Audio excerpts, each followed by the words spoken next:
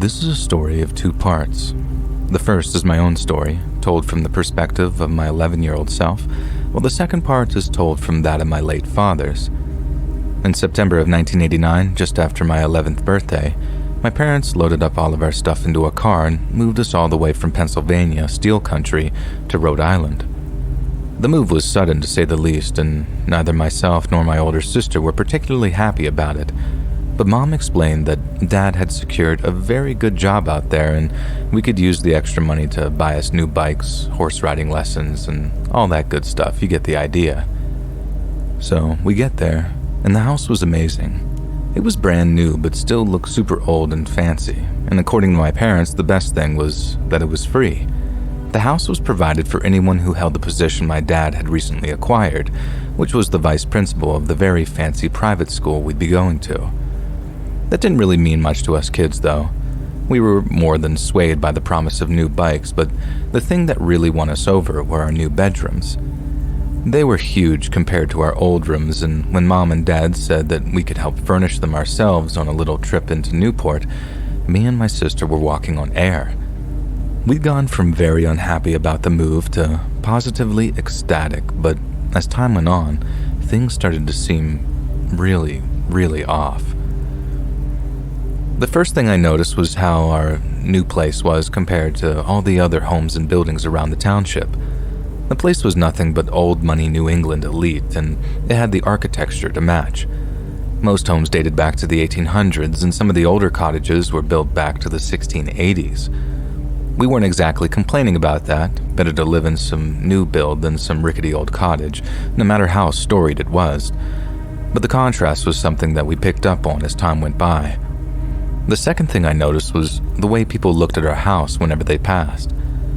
I remember looking out of my dad's office window one day when I spotted a kid riding down our street on his little red line BMX, the exact same kind of bike I wanted. Our house was one of only 3 on that street, all real big houses nicely spaced out. So when he slowed to a stop outside of ours, I found myself hoping that he was about to come and kind of hit up the new kid in the town, which might allow me to try out my dream bike way earlier than expected. But then, instead of getting off of his bike and walking up to our driveway, the kid just stared at our house with this real nervous look on his face. I started to wave and I quickly managed to get his attention, but instead of waving back or anything, the kid jumped right back on his bike and went back the way he came, as if I'd suddenly spooked him or something. I honestly figured that it was a me problem, that the kids at school were going to treat me like an outcast or something, and it really bummed me out. But as I came to find out, what was spooking that kid was nothing to do with me. It was the house. Speaking of school, I didn't notice the third weird thing until me and my sister had started classes. The kids didn't treat me like a leper, and to my infinite relief, they were actually pretty welcoming. At least until they found out who I was and where I lived, and that's when I started acting strange. 2 things seemed to trigger the reaction, either mentioning where we'd moved into or mentioning what my dad's new job was. I'd be talking to some kid, get along with them, making a friend, and they'd just switch whenever I'd mention the job or the house. They wouldn't exactly run away screaming or anything, but there'd always be a noticeable shift in their attitude towards me. And that continued for weeks, until I finally found out what had happened up at that house. It took an unusually long time for us kids to find out, but that was down to almost everyone in town adhering to an unofficial code of silence. But that didn't last, though, and weirdly enough, the kids lasted longer than the adults did. I guess that's just because they knew less about it, but they still knew that it was bad, and bad enough they didn't need to have some moratorium imposed on them. They just didn't want to discuss it at all. Until finally, a kid I'd made friends with told me the truth of why our house was so new and why some folks stopped and stared whenever they walked by. About 6 months before we'd moved in, there had been a fire at the old vice principal's house. The only survivor had been the guy's wife, while the VP and his 3 children had all sadly lost their lives.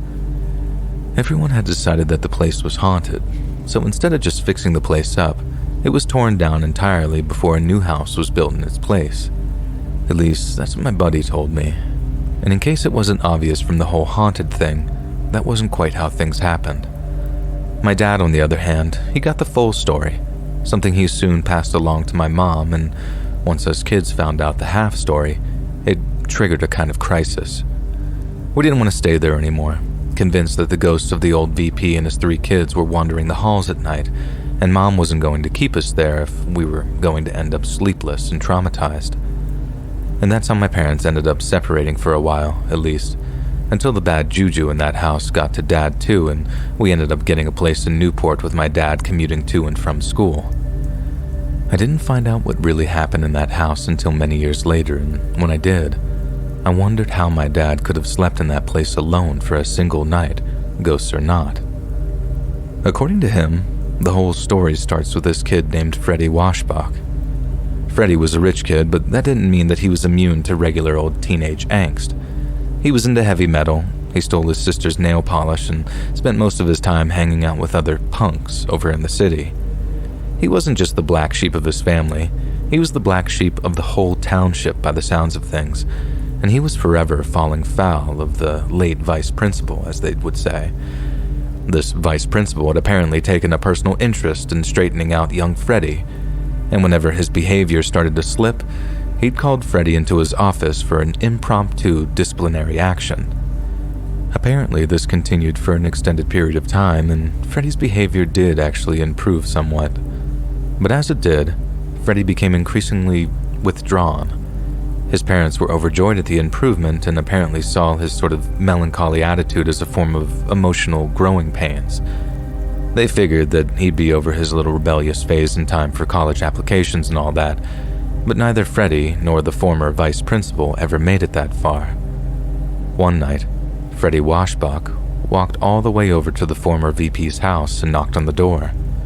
When the VP came to the door, Freddie produced a shotgun, then ordered the VP and his family into their TV room. Once they were all present and secured, Freddie took out a cassette tape, slid it into the VP's stereo system, and pressed play.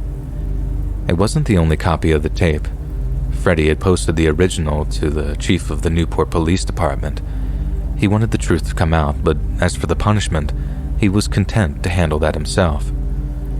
Freddie made the VP's family listen to a secret recording he'd made, one which documented the events of one of his disciplinary sessions. I don't know the exact details of it, no one really does, but it's safe to say Freddie was being subjected to some of the most horrifying and venal abuse imaginable. Then, once the whole family, including the children, had heard what a soulless monster their father and husband had been, Freddie Washbach opened fire. He made sure to wing the VP and his wife. He wanted to make sure that they watched their kids die. Then, once their kids were gone, Washbach fired another few shells at the parents, and then set the house on fire, and then turned the shotgun on himself. Yet in focusing most of his rage on his abuser, Freddie had neglected to ensure that the VP's wife was dead. Somehow, she managed to drag the bodies of all 3 of her dead children out of the burning house and onto the lawn outside. She didn't once try to go back in for her husband. She just let his body burn, along with that of young Freddie Washbach's. After giving the police a full and frank account of what had happened, leaving them in no doubt of her husband's true nature, the late VP's wife simply skipped town and was never to be seen again.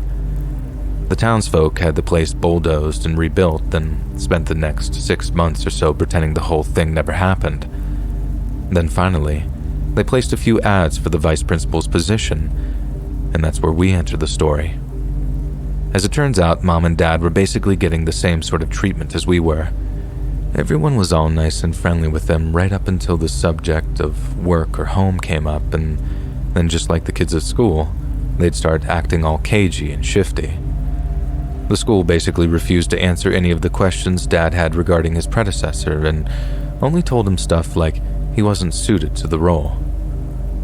We were months into living there when my dad finally confronted the principal and demanded that he tell him what was going on, and that's when he found out why the salary was so generous. It was a well-paid position as it was, but the salary had been marked up as a kind of unwritten don't ask and don't tell rule, one that turned into a keep your mouth shut rule once he found out. The school had somehow managed to keep the whole thing out of the papers, at least the truth of the matter anyway, and although they claimed it was for the family's protection, their only interest was their own reputation. That's what really pushed my dad to leave in the end. Not what had happened or the fact that he was living over the site of such a horrific past event. It was the fact that the school wasn't prepared to put any kind of preventative safety measures in place, because that would force them to actually acknowledge what had happened. The way Dad put it, it's one thing to try to move on from a sudden tragedy, but it's another to refuse to put any safeguards in place and risk the same thing happening again. It was like the school saw it as the mess cleaning up itself sort of thing, and they refused to accept that anything like that could possibly happen again. Washbach and the VP were unique cases, a perfect alignment of disasters waiting to happen, and no amount of safeguarding could prevent it from reoccurring. It was a disgustingly fatalistic way for a school to approach such an event, and in the end, no amount of money could have kept my dad there, and at the end of his first year, he quit before taking a job near Hartford. Me and my sister remained in the dark until many years afterwards when he finally told us what had happened in that little Rhode Island township. I'm surprised the whole story still hasn't hit the news. You think some journalists would have found out about it by now and have the whole thing written up for the Times or the Post. But then the more I think about it, the more I realize that it's down to me to write it up. I guess this will serve as a kind of test, to see if I have the chops to actually tell the story right, and if it all works out then, I guess I know what I'm going to do with my spare time for the foreseeable future.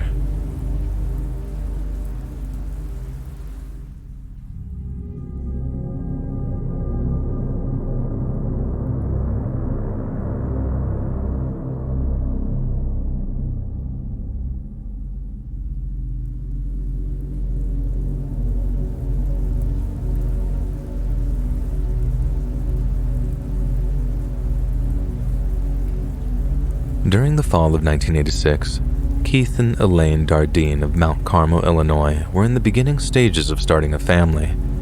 They already had a 2-year-old son named Peter, but Keith's unemployment meant that they had nowhere to live and no means of providing for their infant child. Yet one day, Keith's relentless job search paid off, and he landed the role of plant operator at the Wren Lake Water Conservancy facility over in Ina, Illinois. Ina is a small town of around 1,500 people, set on the shores of Wren Lake. First settled by Cherokee refugees in the 1840s, Ina had a long association with tragedy and bloodshed. For many years, it was contemptuously referred to as the reservation by those in neighboring settlements, but by the early 20th century, Ina's citizens were mostly of European or African American descent. However, as the population demographics slowly began to shift, strange things began occurring around the town, and perhaps the most disturbing of those events involves a man of the cloth named Reverend Lawrence Height. By 1924, the Reverend Height had become a pillar of Ina's community. He was well-liked, well-trusted, and well-visited by the townsfolk who often sought his advice and meditation on a variety of different matters.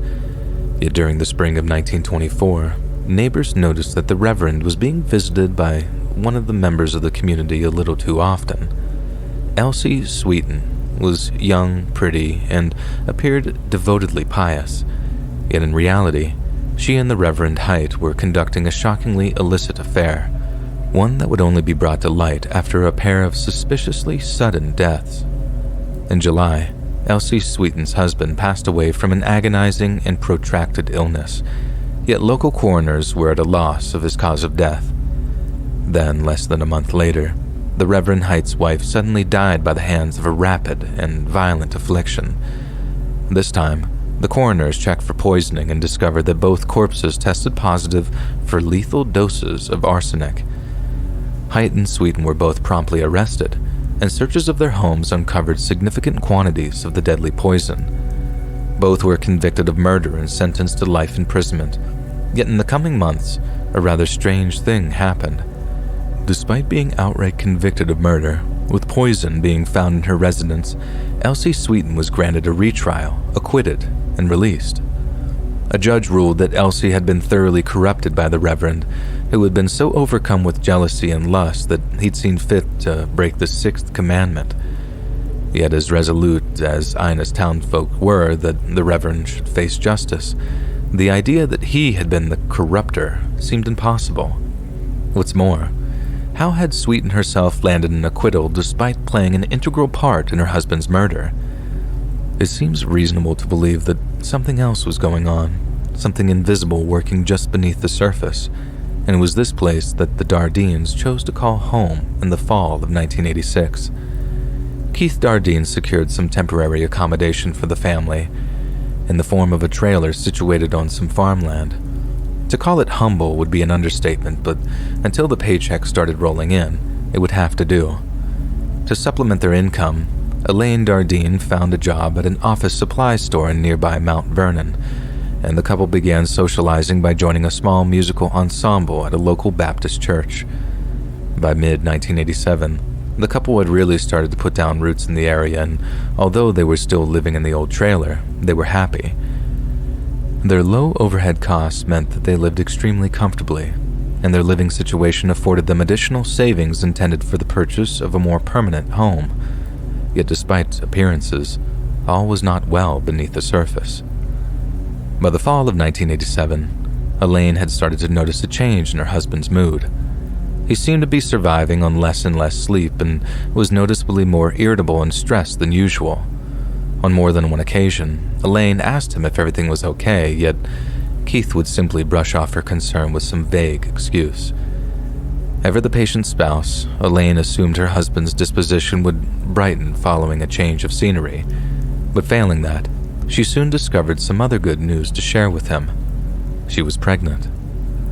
Elaine and Keith had been discussing another child for quite some time, with the former believing that the latter would greet news of the conception with joy. Yet to her surprise, Keith was not overjoyed at the news. In fact, he was horrified. When asked what his problem was, Keith only alluded to the couple needing to move as soon as possible. His behavior had worsened to the point of extreme paranoia, yet still he refused to share his fears with his increasingly concerned wife. Finally, after Elaine threatened to move back in with her mother, Keith relented and told her the truth. Ena, the wider region of Jefferson County, was a very violent place, with 15 homicides having been recorded over the previous 2 years. On top of that, some of these homicides were truly horrifying and defied any kind of rational explanation, and perhaps the worst of those were committed by a young man named Tom Odell. Odell was convicted of killing his parents, 14-year-old sister and 2 brothers, ages 13 and 10, in 1985. He claimed to have been high on LSD at the time and was taking revenge for years of abuse he'd suffered at the hands of his mother. Yet witnesses stated, although it was fair to characterize Odell's mother as authoritarian, she was by no means abusive, and that Tom's claims that he had been tied up and starved were patently false. In reality, Tom had been engaged in drug use and petty theft since his early teens, and once his 18th birthday rolled around, his parents gave him a choice: grow up and get a job, or move out of the house. Tom found a third option: complete familial annihilation. The Odell family murders were just one of 15 separate incidents of homicide, most of which remain unsolved, and to Keith Dardine, Jefferson County was no place to raise a family. Then, after a 15-year-old girl was violated and murdered just a few miles away from where the family lay their heads, Keith reached a breaking point. He purchased a firearm and once threatened to brandish it at a stranger who had knocked at the Dardines' trailer one night, asking to make a phone call. Keith seemed convinced it was some kind of setup, and when Elaine asked why they as a family might be targeted, Keith gave a cagey and rather unconvincing reply. He was so scared that he was willing to quit his new and well-paying job just to get out of town, and by November of 1987, he was frantically searching for a new place to live. But it was already too late, and what came after has become a chilling and enduring mystery. During his time working at the water plant, Keith had been a reliable and punctual employee, so on the morning of November 18th, when he failed to show up for work, his supervisor began calling him at home to see if he was okay. After his calls went unanswered, the supervisor then called Keith's parents back in Mount Carmel, but neither had heard from him and assumed that he was at his trailer. With the call having raised his concerns, Keith's father, Don Dardine, contacted the Jefferson County Sheriff's Office and arranged to meet them at his son's trailer in order to perform a welfare check. Don then drove over to the patch of land between Route 37 and the Union Pacific Railroad tracks just north of Franklin County line, where he found the officers waiting for him. After getting out of his car and greeting those in attendance, Don produced a spare key to the trailer, and after handing it over to the officer in command, he stepped back and allowed them to do their work.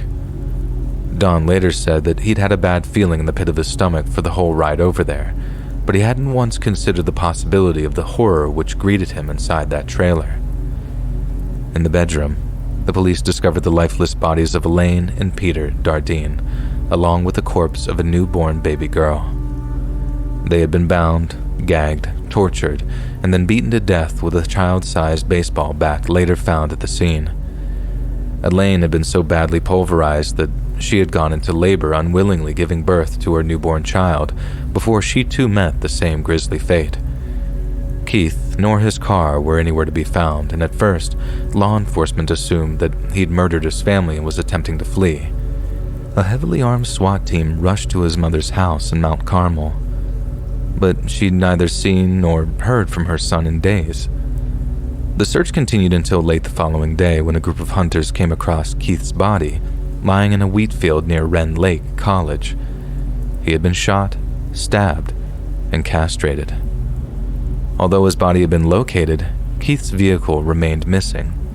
It was identified as a red 1981 Plymouth, but just as deputies were about to put out an all-points bulletin on the vehicle, they realized something shocking.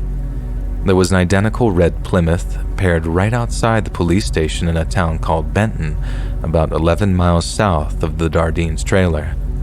The inside was splattered with blood which had once belonged to Keith Dardine himself. As word of the murders spread through the local community, the already palpable sense of fear only intensified. Some residents went about their business while openly carrying firearms, and a total curfew was imposed on anyone under the age of 18. The local high school canceled all outdoor gym classes, and additional police officers from neighboring departments were called in to aid in the investigation. Residents were desperate for information, and limited flow from law enforcement only fueled the fear-based rumor mill. Some purported that Keith was involved in criminality, while others blamed a hidden cult of Satanists for the murder of Elaine's unborn child. However, a third theory, while equally grim, was much more feasible. A family physician based in Jefferson County later told a regional newspaper that many of his patients had confessed to how deeply disturbed they were. One man who lived fairly close to the Dardine's trailer told the doctor he was having difficulty sleeping and had lost 14 pounds as a result of the stress. The Dardine's landlord's daughter also suffered a great deal of trauma and told her parents that she kept her bedroom light on and was sometimes so scared to fall asleep that she stayed up all night long. When contacted for comment, the Franklin County coroner stated that he felt much of the fear was unjustified. Quote, "I don't think there is a rational basis for the near hysteria," he told one newspaper. "People are frightening each other." Yet, although it was arguably a form of hysteria, people's fears were very real. It was said that if someone ran out of gas in Jefferson County, they would not seek assistance in nearby homes, but would instead walk to the nearest highway and hitch a ride. Such was the level of fear and distrust around Ina. In the aftermath of the coroner's verdict, a task force of around 30 different homicide detectives began working full-time to follow leads and carry out interviews. Yet despite their efforts, progress was hard-won. A man taken into custody early on was released after being questioned, as was a co-worker of Keith's who he apparently didn't get along with. Aside from that particular co-worker, no one who knew the couple had anything bad to say about them. The autopsies found no drugs or alcohol in any of the victims, leading police to believe that the small amount of marijuana found at the scene was actually left there by the family's killers. It was determined that the entire family had been murdered at night, and within the space of 1 hour of each other. Inside the trailer, the killer had apparently taken the time to not only tuck Elaine's body into bed along with her children's bodies, but also to clean up the scene, suggesting they did not feel any sense of urgency to leave and that they were fully cognizant of their actions. But despite the scene yielding many clues, the motive of the killer confounded the detectives. The back door had been left open, and there was no evidence of forced entry. A VCR and portable camera were in plain sight in the living room, and elsewhere in the house, equally valuable cash and jewelry remained untouched. These facts essentially ruled out robbery as the motive, and the lack of any sort of carnal violation on any of the bodies precluded any theories of criminal perversion. Both Keith and Elaine were found to be innocent of any kind of extramarital affair, and no such evidence of chronic gambling was discovered, meaning that there was no chance the family had been killed due to exorbitant underworld debt. While some suggested that the Dardines had been randomly targeted by an unhinged criminal element, the Franklin County coroner disagreed. "I believe it was a very personal, deliberate thing," he told a regional newspaper, and a police expert on cults agreed that the rumor that Satanists were responsible was untrue. In his experience, such groups would often mutilate bodies more extensively, harvest organs, and leave symbols and lit candles at the scene of their crimes. No such items had been found at the Dardines' trailer. However, police did allow for the possibility that there had been a case of mistaken identity by the killer or killers. Keith's mother, Joanne Dardine, later opined that there had been some other motive for killing her son and his family. "I think someone wanted Keith to sell drugs and he refused," she said during a 1997 interview. "Or there's a possibility someone liked Elaine and she wouldn't accept his advances and he took out his rage on both of them. We just don't know." Before the case officially grew cold, it perplexed two FBI profilers who had traveled down from their Chicago headquarters in order to review evidence. One stated that the crime defied their typical analytic methods and that it was rare for so many possibilities to all hold sway. Joanne Dardine continued her efforts to keep the public from completely losing interest, and throughout the 1990s, she regularly contacted law enforcement to offer possible leads and request new information.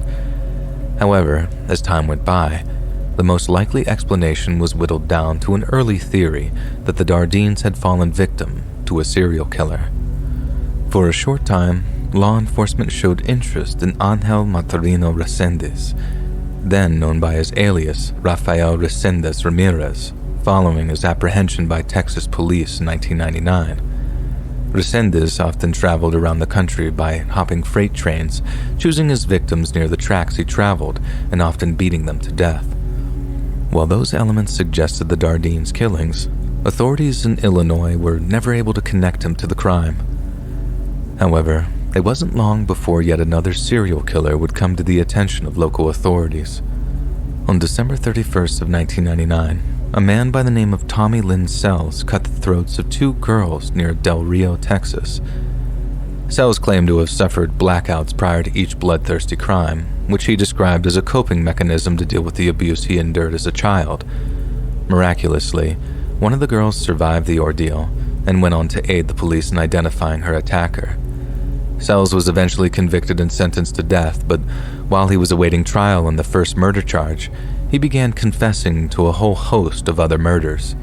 One was the Dardine family. In the mid-1980s, Sells mostly resided near St. Louis, Missouri, and made money from working at traveling carnivals and fairs as a day laborer or through theft. He hopped rail cars as his primary mode of transportation, and on one such trip through Jefferson County in November 1987, he claimed to have met Keith at a truck stop near Mount Vernon. Sells then claims that Keith invited him home for dinner, and after the meal, Keith apparently angered him by proposing they engage in intimate homosexual relations. Sells' reaction was to force Keith to drive at gunpoint to the location he was killed, and after castrating him, Sells returned to eliminate the witnesses. "I was just so angry that I took it to the maximum limit," Sells later explained. "Rage don't have a stop button." However, Sells later brought his reliability into disrepute by completely changing his story. In his second version, after spotting the Dardine trailer with its for sale sign outside, he saw an opportunity to commit a heinous act of violence. He could maim, kill, then dispose of the Dardines, and people might assume they'd just move on. After all, Sells knew firsthand that little attention is afforded to the poor and the destitute. After drinking beers and waiting for the right time, he knocked on the door and told a wary Keith that he was interested in buying the trailer. Then, after gaining entry, Sells overpowered his unsuspecting victim and forced him at gunpoint to bind and gag his wife and son with duct tape. Once the act was completed, Sells drove Keith out to the field, where he castrated him, shot him, then left him there to die. To some, Sells' eventual execution was justice for the Dardines. Even though he was never charged with their murders, both the Jefferson County State's Attorney and Sheriff Roger Mulch agreed that he remained the number one suspect. And this was down to the fact that although Sells had completely changed his story at one point, he was privy to information that only a select group of investigators knew. In their eyes, there was no doubt that Sells had committed the murders, or had at least been present when the crimes had occurred. The fact some of his statements completely contradicted the evidence didn't seem to bother the investigators, who deduced that Sells was attempting to cover for an accomplice by taking sole responsibility. Regardless of his involvement in the Dardines murders, police in Texas confirmed Sells was responsible for 22 murders. However, many began to suspect that Sells was inflating his body count in order to avoid the death penalty. By continually confessing to murders he was not connected to, Sells could either arrange a plea bargain or could delay his demise for as long as he could deceive the authorities for, and in the process, scores of killers might potentially avoid justice. Yet only one thing was abundantly clear. Sells wasn't telling the whole truth regarding his interactions with Keith. For one, friends, family, and investigators were extremely skeptical that Keith would have just invited a stranger home for dinner. If he wouldn't let a young girl in to use the phone, he wouldn't let a grown man in, a friend later said. They also refuted Sells' claim that Keith made advances on him. The detectives who interviewed Sells believed that if he did indeed kill the Dardines, he invented that detail to make the crime seem more justified. At first, Keith's mother was convinced of Sells' guilt and actually wanted to meet with him at one point in order to obtain a degree of closure. "I've always wanted to know every detail," she said. "Some people may think that's gory, but when someone does something to my family, I want to know why." Sells, on the other hand, remained averse to any potential meeting. "Joanne wants to talk to me. If she wants to come here and talk to me, scream at me, yell, kick me, hit me, she should have that right," he said. "But sorry ain't gonna cut it. So what's there to say? I could tell her sorry every day for the rest of my life. It's not gonna stop her pain. And one thing I do know about is pain, and it don't go away." However, on the eve of Sells' execution, Joanne Dardine revealed that doubt had crept into her mind of late. "There's just a little bit of doubt there," she told journalists. "Not that he didn't do it. I'm wondering if maybe somebody helped him." The two never did get around to having that meeting, but by the time of Sells' 2014 execution, Joanne had come to believe that he was not the man who killed her son, daughter-in-law, and grandchildren. "I wanted him to stay alive until I know positively that he didn't do it," she told the Associated Press shortly following Sells' time of death. "The things he said do not match up with what I know about Keith. A lot of people think it's done and over with, but to me, it's not. For me personally, it will never, ever be over."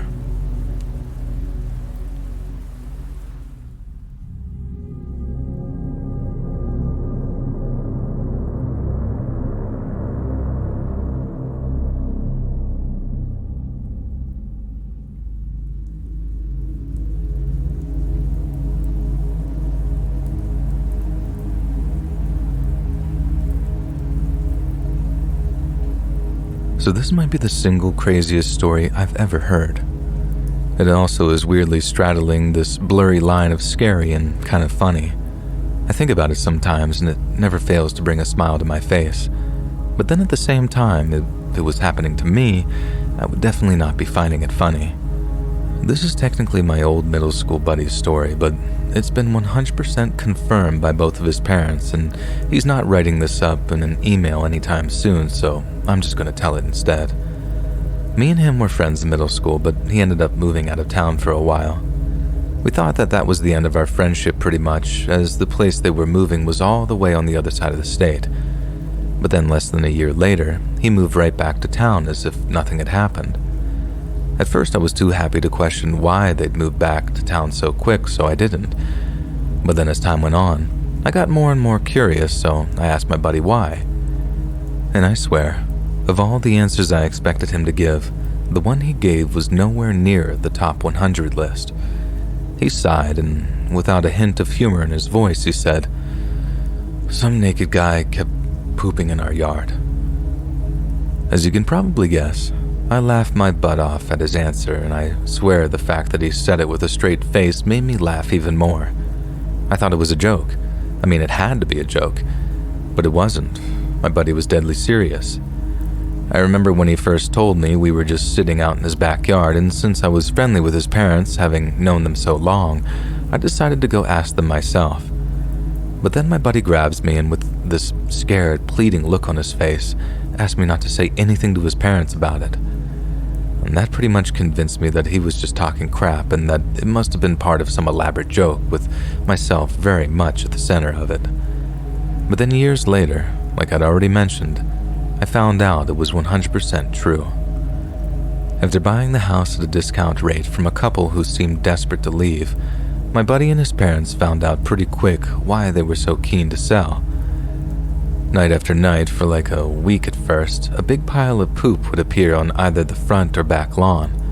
The piles were so huge that at first they thought it was a bear or something, and his dad ended up staying up all night with a gun for maybe 3 or 4 nights straight until he finally caught the culprit in the act. It wasn't a bear. It was a man. A naked man who climbed into their backyard, took a squat, and then pooped on the grass. My buddy's dad said that he was so stunned that at first all he did was watch the guy just stuck in this half-stunned, half-terrified stupor. He did his business, then climbed back over the fence and ran off into the night again. The guy called the cops, told them everything, and they gave him 2 options. Either shoot the guy or get a good enough photograph of him so they could ID and arrest him. And my buddy's dad chose a little bit of both. He already had a gun, so he bought himself the camera, not just wanting to kill the guy or let him get away so he could carry on pooping in yards. So once again, he starts staying up all night, half kind of killing himself in the process because he's still working all day too. Then one night, he catches the guy. It's also worth noting that no other yards were being pooped in around this time, so my buddy's dad was livid at the idea that he was being targeted for some reason. So then when he finally sees the guy again, he waits until he's full squat, then rushes out with the camera and the gun to get some pictures of the guy up close. He figures he's safe because, he has a gun, but I suppose he didn't count on the guy being a complete psycho, which, considering the circumstances, he really should have. The moment he starts taking pictures, the guy just lunges at him. Only my buddy's dad doesn't quite have the instinct or the training to even fire the gun at all. He just falls back and the crazy naked pooper grabs his gun. A struggle ensues, lots of screaming, neighbors get woken up, and then finally, the naked guy wrestles the gun from my buddy's dad. I get why it must have been terrifying, but the idea of this dude being naked the whole time just makes it all seem so surreal. Then he points the gun at my buddy's dad and pulls the trigger. Nothing. He tries again. Nothing. By that point, some of the neighbors were over the fence and they tackled the guy before he had a chance to cock the thing, which my friend's dad had completely forgotten to do before he confronted the phantom pooper. In that struggle, he dropped the gun and made a beeline over the fence. Luckily, he had gotten some pretty good pictures of the guy's face, and although the camera got smashed in the struggle for the gun, the cops were able to get the raw film processed. Wanted posters went up, and the guy's picture appeared on local news, and eventually he was found and arrested. Only get this, the cops let him go.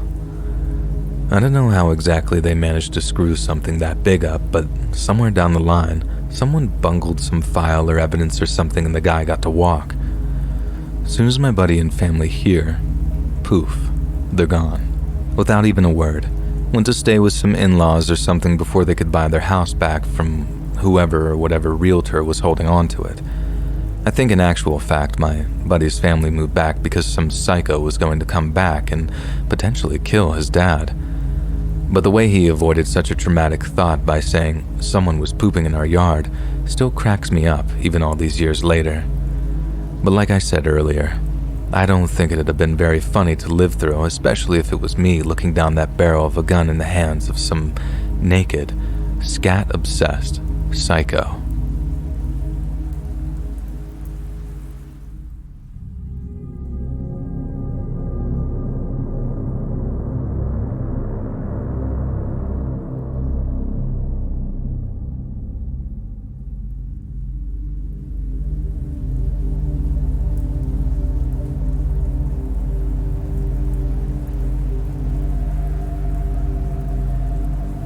My name is Luca. I'm a longtime subscriber, and to be honest, this story has been sitting in my draft emails for quite some time now.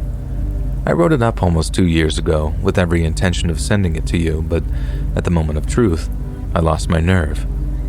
You see, I'm honestly not sure whether this was a genuinely creepy moment or just something that became creepy to me because I overthought it.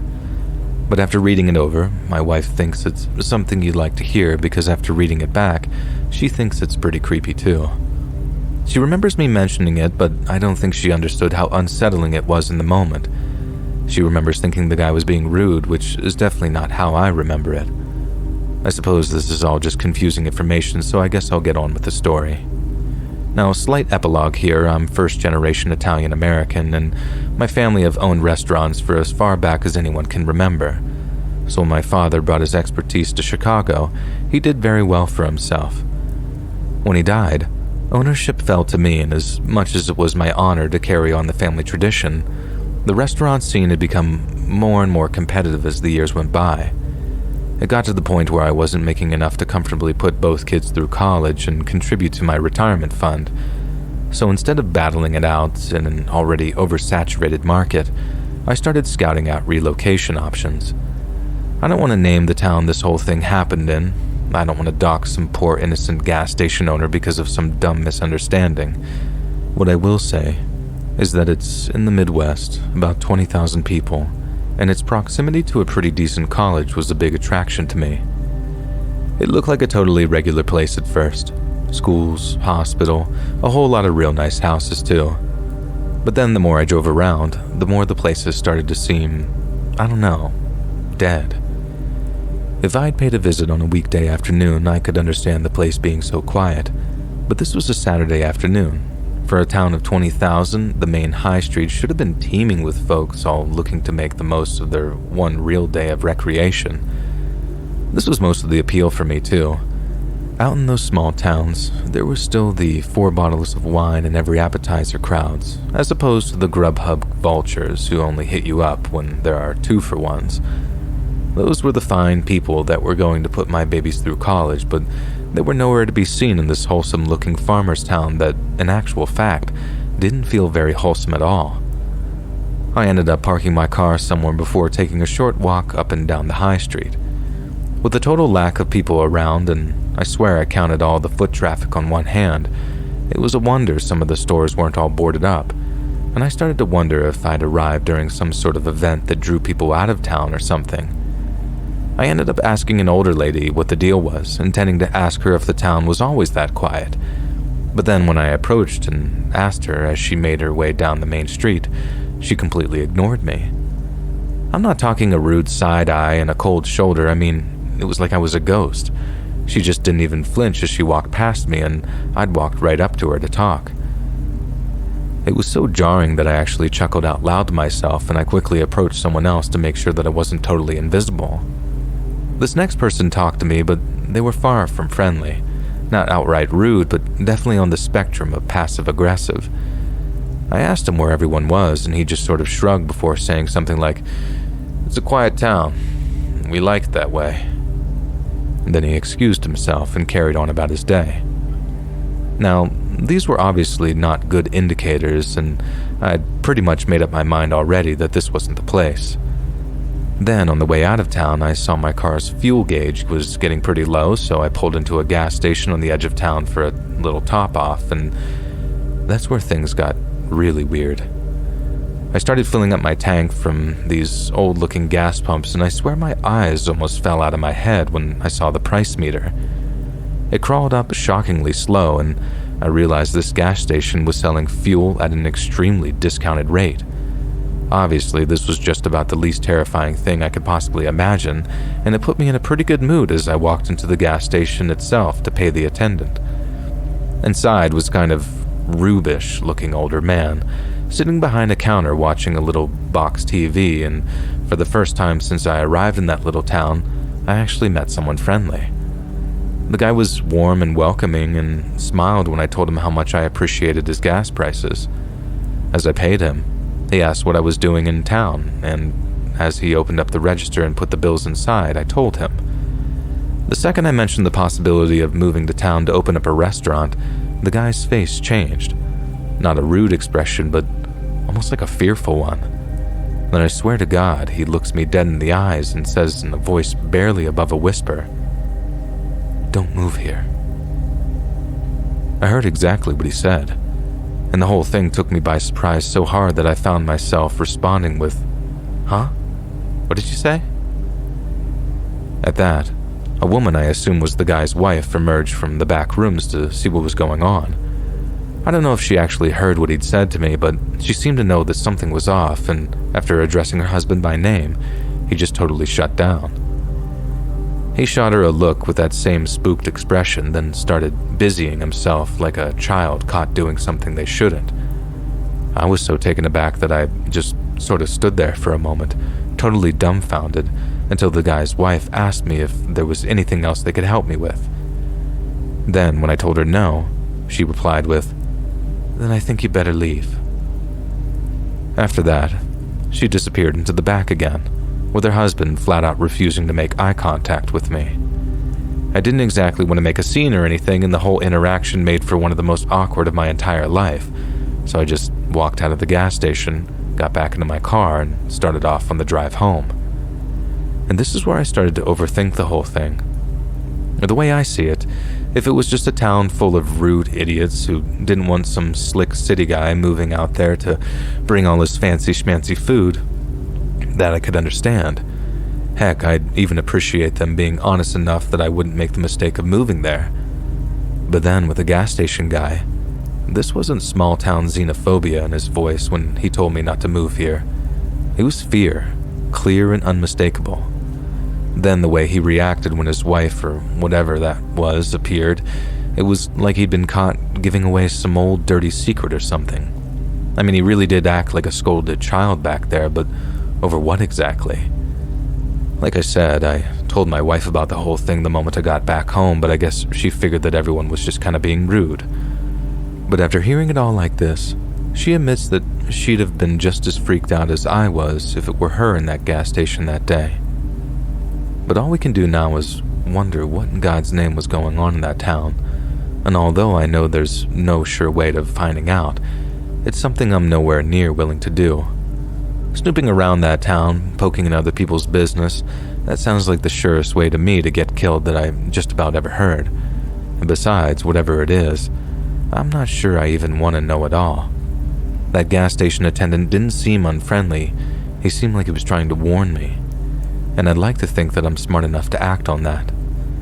I suppose the reason I'm writing this is that you have a pretty big audience, and I figure that someone out there has had the same experience as me in the same eerily quiet Midwestern town. Naming it would be pointless.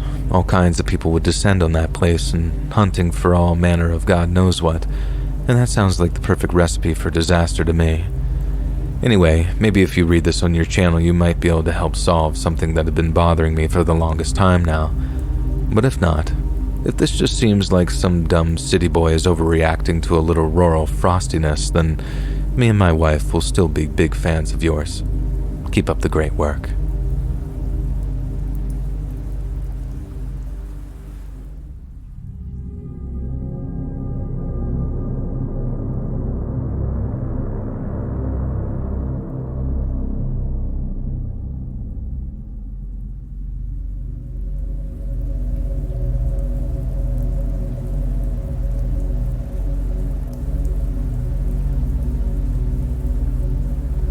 Thankfully, I don't have any personal stories to share with you, which makes me kind of lucky, I guess.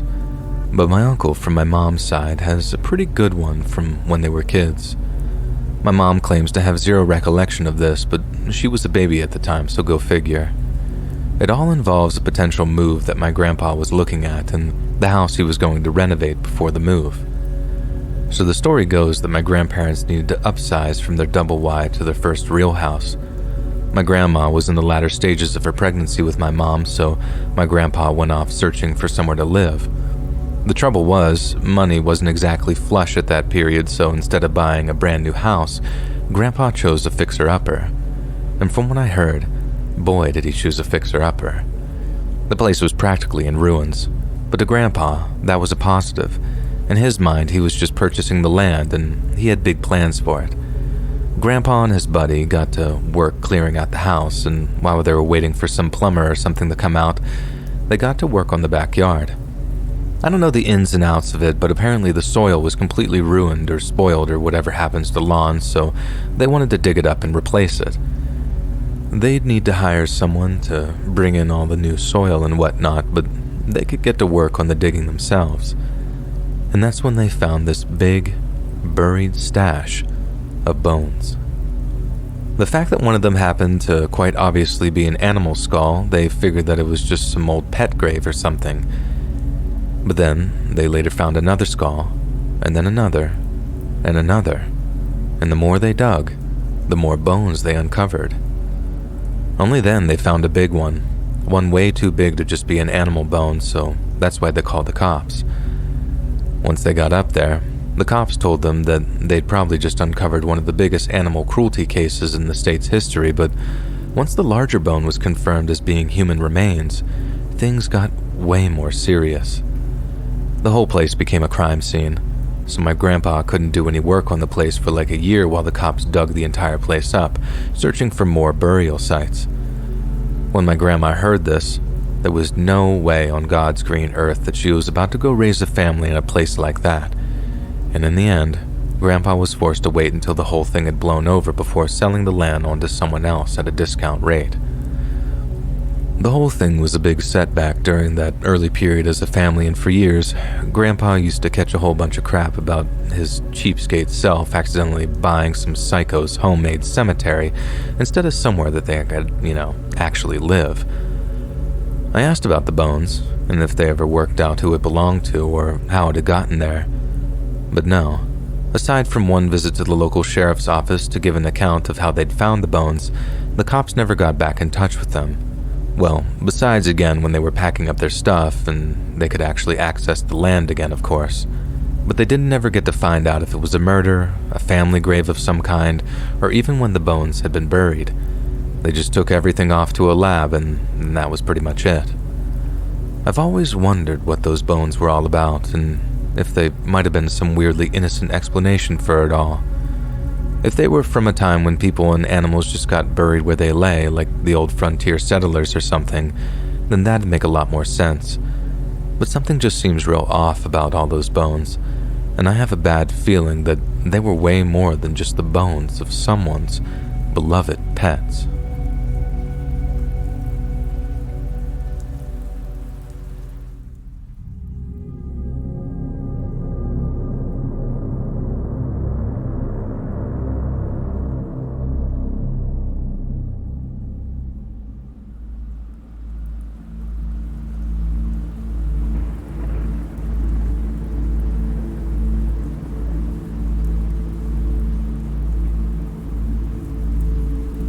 When you really break it down, the thought of someone delivering you food is objectively an unnerving thing. Now think about it for 1 second. A complete stranger is preparing your food, another complete stranger is driving to your location, and then you have an interaction with this stranger who is standing 1 foot away from you.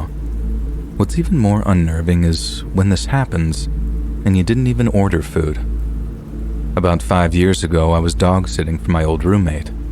I didn't mind at all since I figured I would just stay at his house. I lived there for 2 years, so I didn't feel strange or anything like that, and he had the dog when I used to live there, so I already had a great relationship with the pup. In my mind, this was going to be an easy endeavor. His dog was basically the easiest dog in the world to take care of. I swear that she was part cat or something. You could fill up her food bowl once and she would eat it throughout the day.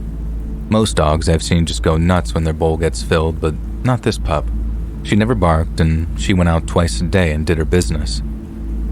At that point in my life, I was also just really looking for some space and time alone since I was nearing the end of a long-term relationship. I figured the space is just what I needed for a few days to clear my head. His house was beautiful. He had a finished basement with a cartoonishly large fireplace next to a massive TV. I figured I would post up down there for the few days that I was watching the house. My job was boring at the time, and it could be done from my computer at home.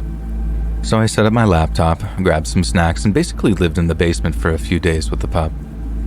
On Friday night, I was feeling a little lonely since I had been there since Wednesday and I hadn't left the house yet or really seen anybody. I called a couple of buddies over to watch some college basketball and just hang out for the night. We ordered pizza and wings at around 7:30 p.m. and it was delicious. However, this is not where my unfortunate story takes place. My friends left at around midnight and I cleaned up a bit and then decided to get ready for bed. Once I lay on the couch, I ended up pulling up my laptop and starting some work just because I wasn't really tired yet. A little after 1 a.m., I thought I heard the doorbell through my headphones. I put my headphones down and sat still for a moment with my heart beginning to race. When nearly a minute went by and I heard nothing, I felt much better. I figured that it must have been a noise or something in the music that I was listening to that sounded like a doorbell. But then, I heard it again, clear as day, a doorbell. Now, being in the basement, I had the slight advantage of seeing the driveway. The window sat just above my head, but if I stood on the tip of my toes, I could see the driveway. So to my surprise, more than my horror, there was a car running in the driveway with the headlights beaming. I couldn't tell what type of car it was from where I was standing because of the bright headlights. My first thought was one of my friends that were there earlier had come back. I thought that maybe they forgot their phone or something and that's why they showed up. I went upstairs and approached the door cautiously. I had all the lights off upstairs and only had the outdoor light above the front door on. As I got closer to the door, I couldn't make out the details of the person on the doorstep. They seemed to have a hood on, and then another brown jacket over the hood. When I got to the door, I cracked it open. Thankfully, there was another screen door in front of that door that was also locked. "Can I help you with something?" I said with some reluctance in my voice. The person grabbed the handle on the screen door and noticed it was locked and took a slight step back. At that moment, I didn't even look at that as alarming. It just happened so quickly that I figured it was an instinct to open the door on his part. He made a small grunting noise, I guess, and then said in an almost shy voice, "Hey, I got your small pizza and wings." He then held up a brown paper bag that was rolled up at the top. I was still trying to make out the details of his face, but he kept his head down at a downward angle. In a very annoyed voice, I said, "It's 1 o'clock in the morning.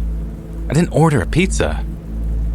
The guy looked around nervously and then back at me and said, Yeah, you did.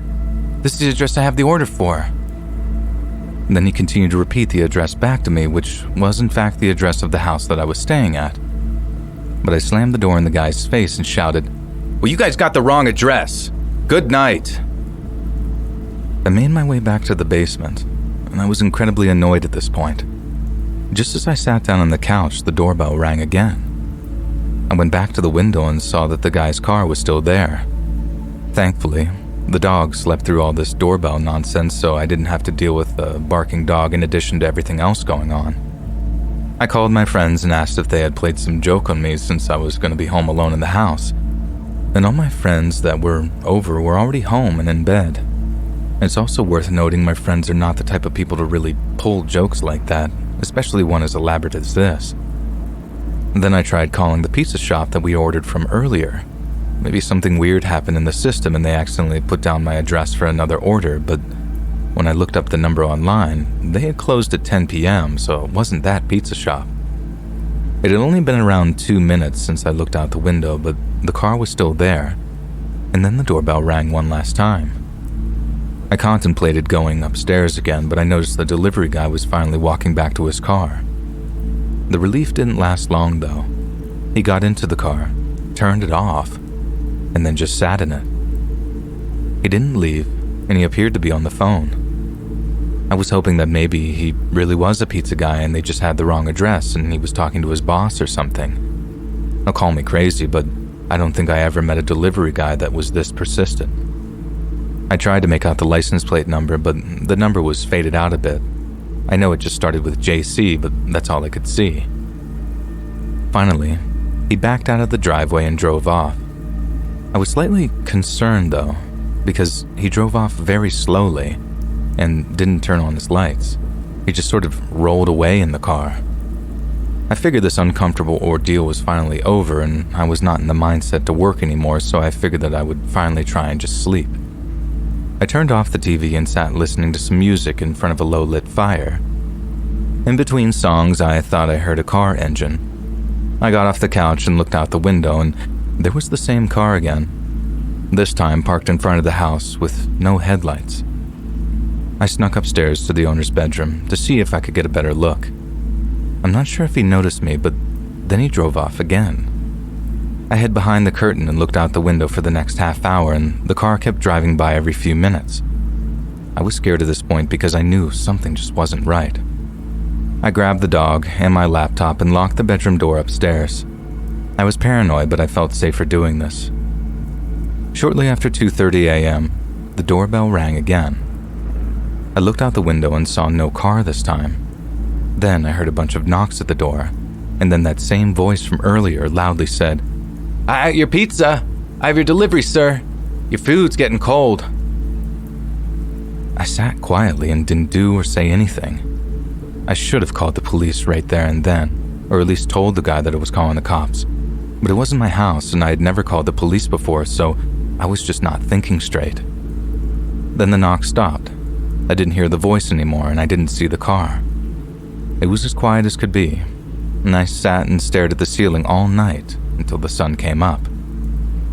I fed the dog and let her out in the backyard quickly. I looked around for a few minutes that we were outside and then ran back into the house. I made sure she was okay and then I decided I was going to leave. He was going to be back later that night from his trip and I didn't want to stay in that house for another minute. When I left, I nearly tripped walking out the front door. A rolled-up paper bag was on the front steps. I opened it and it just had an empty container that you put wings in sitting at the bottom of the bag. I felt sick as the thoughts flooded into my head, thinking about everything that could have happened. I drove away, and as I got to the end of the street, I saw what I thought may have been the car from the previous night. It was a dark sedan with a license plate that started with JC. I called the owner of the house right away, and he didn't seem too concerned at all, so we just kind of discussed it for a little while, and I left it at that. Nothing ever happened again regarding that incident. I asked my friend countless times if anyone had ever showed up to his house since that night, and he said never once has he ever experienced anything like that. I have no idea what happened, or what kind of danger I was truly in. It was the most uncomfortable and frightening night of my life. I know it may be irrational, but I have yet to order pizza or any other kind of food since.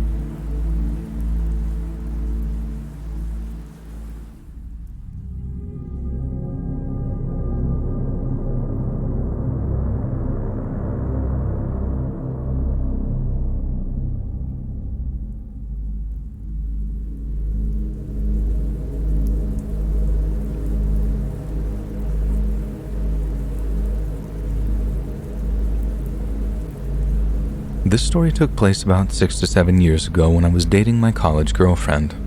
We were staying at her parents' house while they were out of town for a business conference in Phoenix. She had a lot of pets that needed to be taken care of, a bunch of fish and a few guinea pigs and a rabbit. I never realized how much work some of them were, cutting up lettuce, cleaning cages, and whatever else went into the maintenance. Anyway, the night started out like any other. We were just watching TV. Actually, I think we were watching the Disney movie Heavyweights. If any of you are familiar with that movie, there is a scene where the entire camp absolutely pigs out on junk food. Once I saw the pizza, I knew that's what I wanted for dinner. Not good pizza, though. I was in the mood for Papa John's. I love their plain breadsticks and all the different sauces that come with them, and for some reason, that's what I was in the mood for. My girlfriend begrudgingly agreed, but asked if we could pick it up instead of being delivered. After I took a look outside, I told her that we should just have it delivered as the weather was getting really nasty out. It was a mixture of sleet, snow, and rain. She agreed, but asked if I would call in the order, and I didn't mind. I called in and paid with a tip included so they could just leave it at the door. They said it would take around half an hour or 45 minutes to deliver, which seemed reasonable to me. But after an hour and a half, I was starting to get hungry. I knew the roads were wet and honestly felt kind of bad for ordering it, as her parents' house was probably a good 7 to 8 miles away from the pizza place. Just as I was beginning to give up on the fact that food would ever arrive, I saw headlights pulling up the long driveway. But as the vehicle got closer to the house, the light stayed on with no movement. No one got in or out of the car. It was just parked there for a good 5 minutes. I opened up the door and waved them on, trying to acknowledge that this was the right place. Still, no movement as the headlights glared right at my face. Then suddenly the headlights went off, but the car wasn't moving closer to the house, it was moving further away. The car was backing up down the driveway and heading towards the road. I was both confused and increasingly hangry. I called the shop and asked for the status of the delivery and if I should cancel due to the weather. They told me that the delivery driver should have been there as they left a while ago. My girlfriend also seemed overly concerned or anxious about the whole situation. I told her it wasn't a big deal and if worse came to worse, we could just make a sandwich or something. Still, I could tell something was wrong and that her mood had suddenly shifted. I tried to brush it off and not pry, and as soon as we pressed play on the TV, we heard a huge bang at the door. It was like someone was pounding on it as hard as they could. We both jumped up, eyes darting toward the door. I told her to stay behind the couch and just let me go check. I told her that I'm sure that it was just the delivery guy leaving the food at the door. And I was right. The food was sitting on the porch, and I didn't see a sign of a person or vehicle, which I thought was peculiar. I brought the food inside and locked the door, then put it on the counter so we could start eating. When I opened the breadstick box, there was a napkin inside that looked like it had been written on with red pen. It said, "I hope you enjoy. XOXO." I showed my girlfriend and her face turned white. I asked her what was going on and why she was acting weird. She then said that one of her exes, Sean, used to work at Papa John's, or maybe still did. She didn't want to make a big deal of it as she was sure that it would be a non-issue, but she said that she thought the car that had pulled into the driveway earlier looked like his old car. At least the one that she remembered from when they were dating. But she said that he always used to leave her notes that had XOXO at the bottom. Even after they broke up, she said that he would leave them on her car. She said that when she decided to leave him, he didn't take it well and began contacting her nonstop, trying to get back together and mailing and leaving her letters. She said that after she changed her number and made her social media accounts private, she never heard from him again and never had any further issues. I really didn't know what to say. I wanted to say I'm sure this one was a big coincidence, but I didn't know if it was or wasn't. I told her that anybody that was here is now gone as I didn't see a person or car outside. I told her that we should skip dinner and go to bed if she wanted, but she said she was fine and that we should eat. About 15 to 20 minutes after we got done eating, we heard another loud crash coming from outside. It sounded like glass or ice had been hurled against the sliding glass doors in the kitchen. Again, I told her to stay in the living room while I went to check it out. The motion sensor was activated in the backyard, but I didn't see anyone or anything.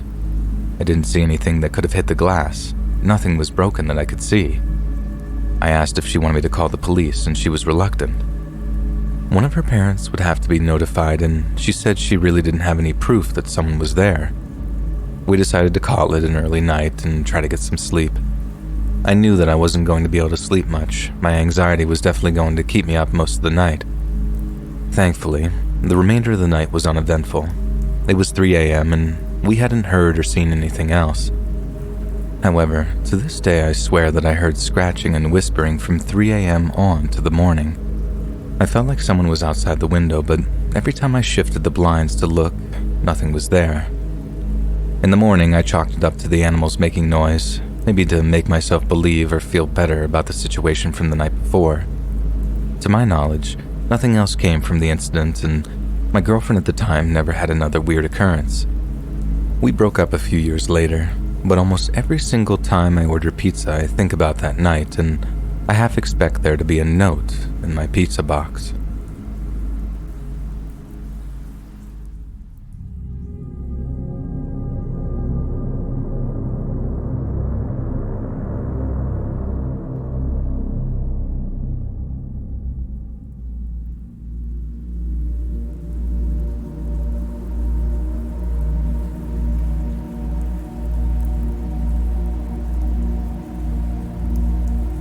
few years ago, I was able to open an awesome pizza shop with my brother.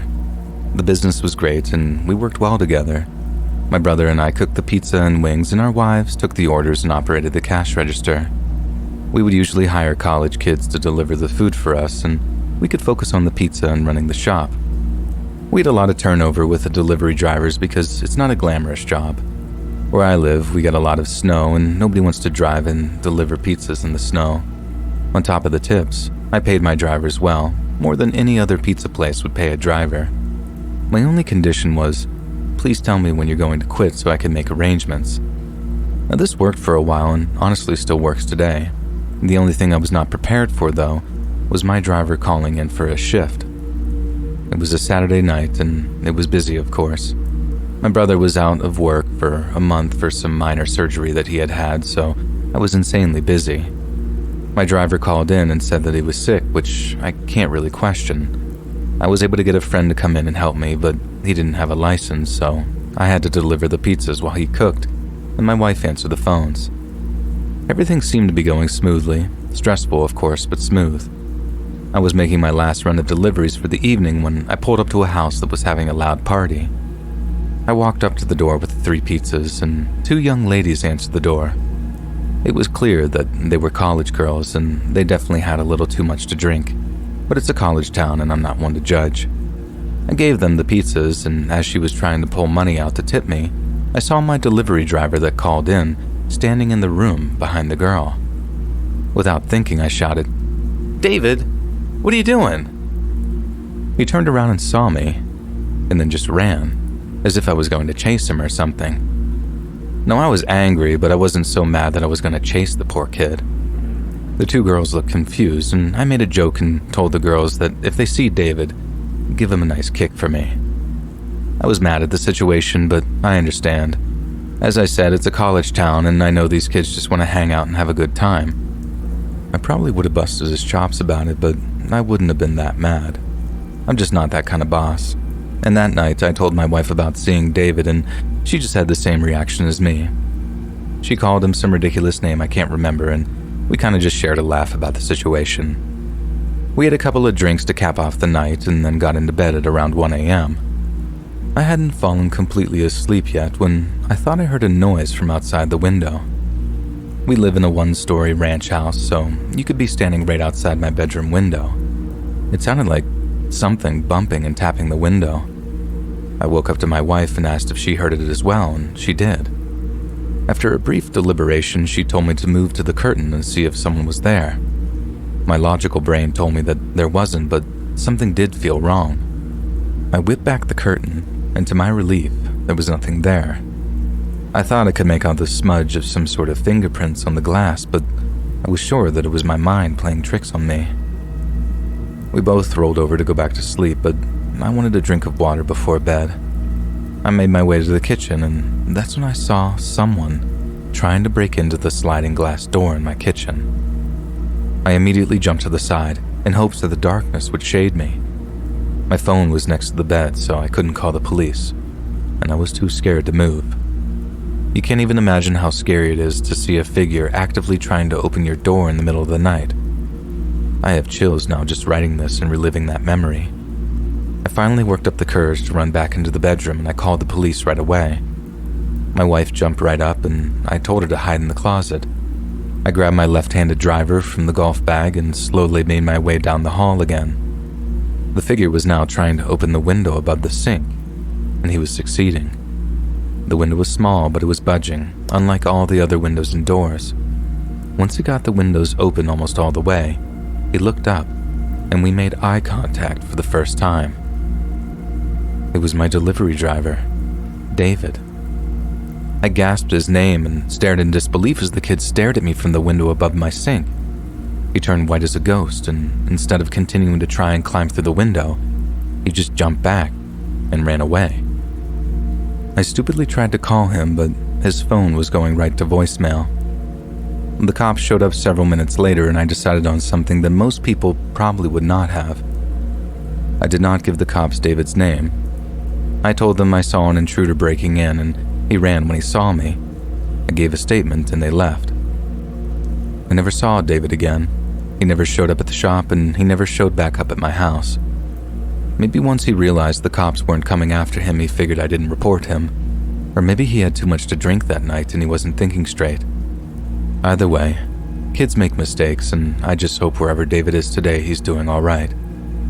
At the time, I didn't have any children yet, because if I did, that ending may have played out a little differently. I have no idea what David intended on doing that night, whether he just wanted to rob my house or actually cause us harm.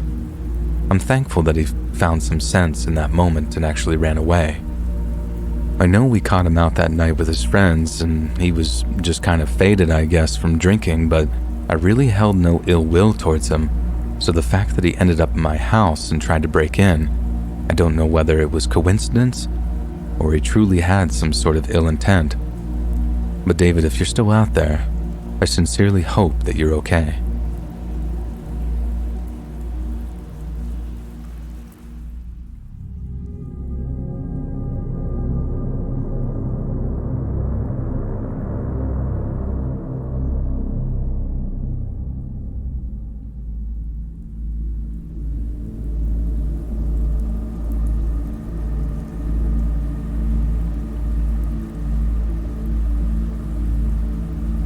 I really am not a people person. I've had more jobs than I can count on two hands at this point, and I have yet to find one that suits me.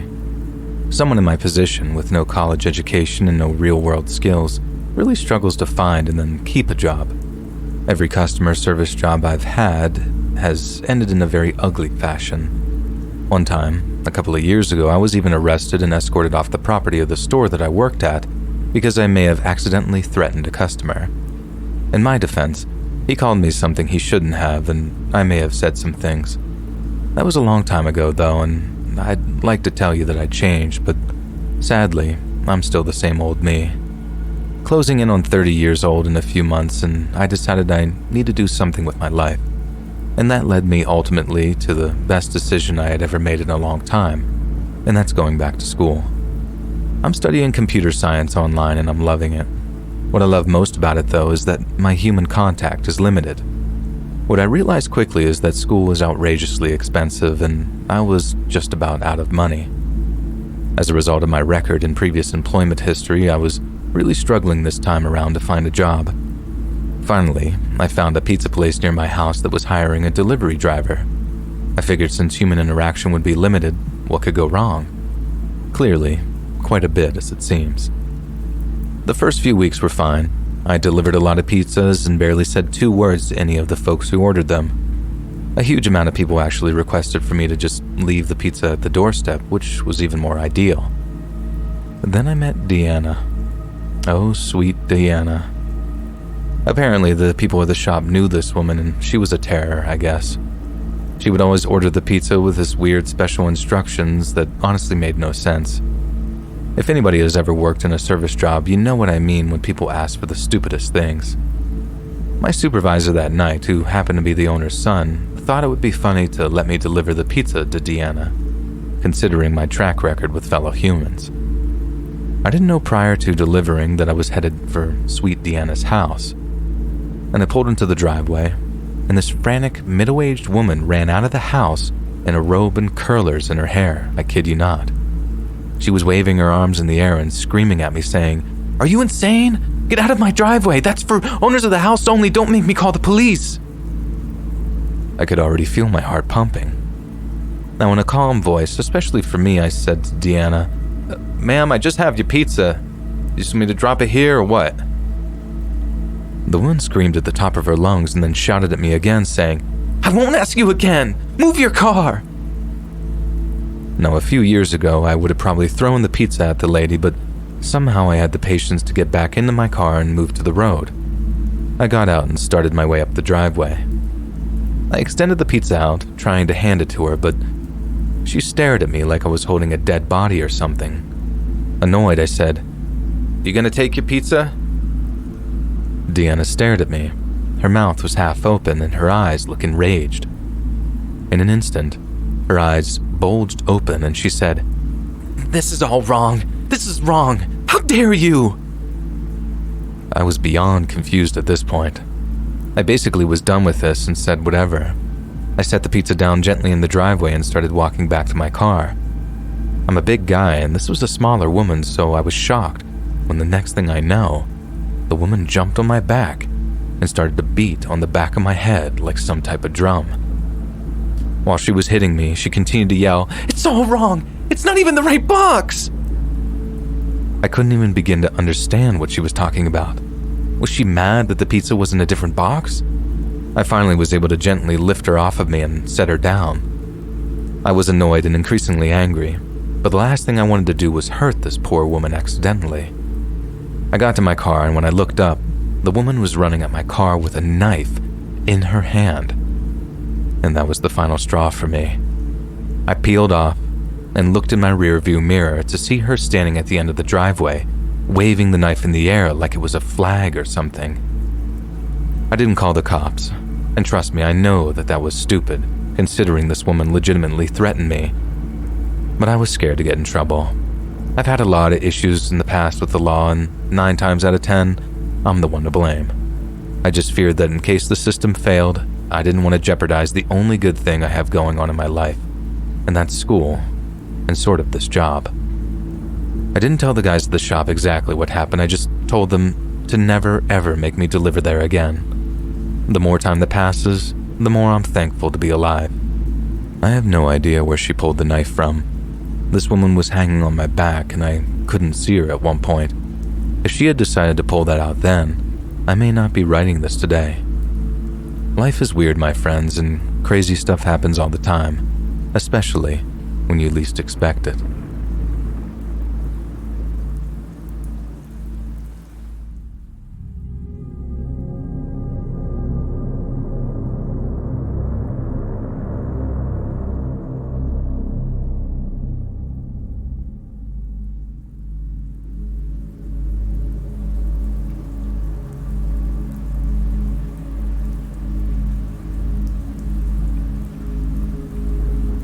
My mid-20s was a rough time in my life.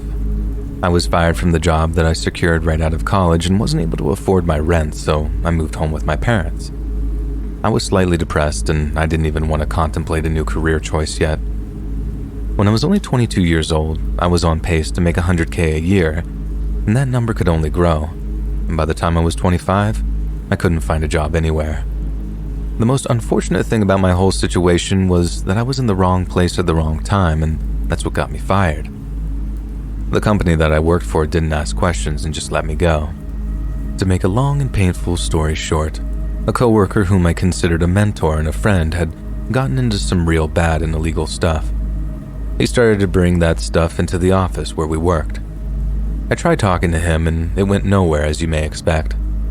At one point during the day, I saw him go to the restroom, and I knew exactly what was going on. I went into the restroom to try and stop him, or at least try and communicate with him, but it didn't get very far. The company must have known that he was up to something, and they were watching him. As soon as I went into the bathroom, not 2 minutes later did the owner and security barge in and escort us both out of the building. I tried for months to plead for my job back, but it went nowhere. The cameras only picked me up whispering to him, and I must admit, it does look sketchy. When I was 25, I decided it was time to get on my feet and at least try to make something out of my life. One of my buddies from high school worked at a pizza shop in my hometown that his family owned. It wasn't glorious, but I needed money badly. Anything to make ends meet. I did this for a little while, and I was shocked at how much money I was making in tips. I always thought working at night would be better, but delivering pizza to businesses during the lunch rush always produced a substantial number of tips. One late afternoon, when I was about to call it quits for the day, I heard a minor argument coming from the front of the store where the cash register is located.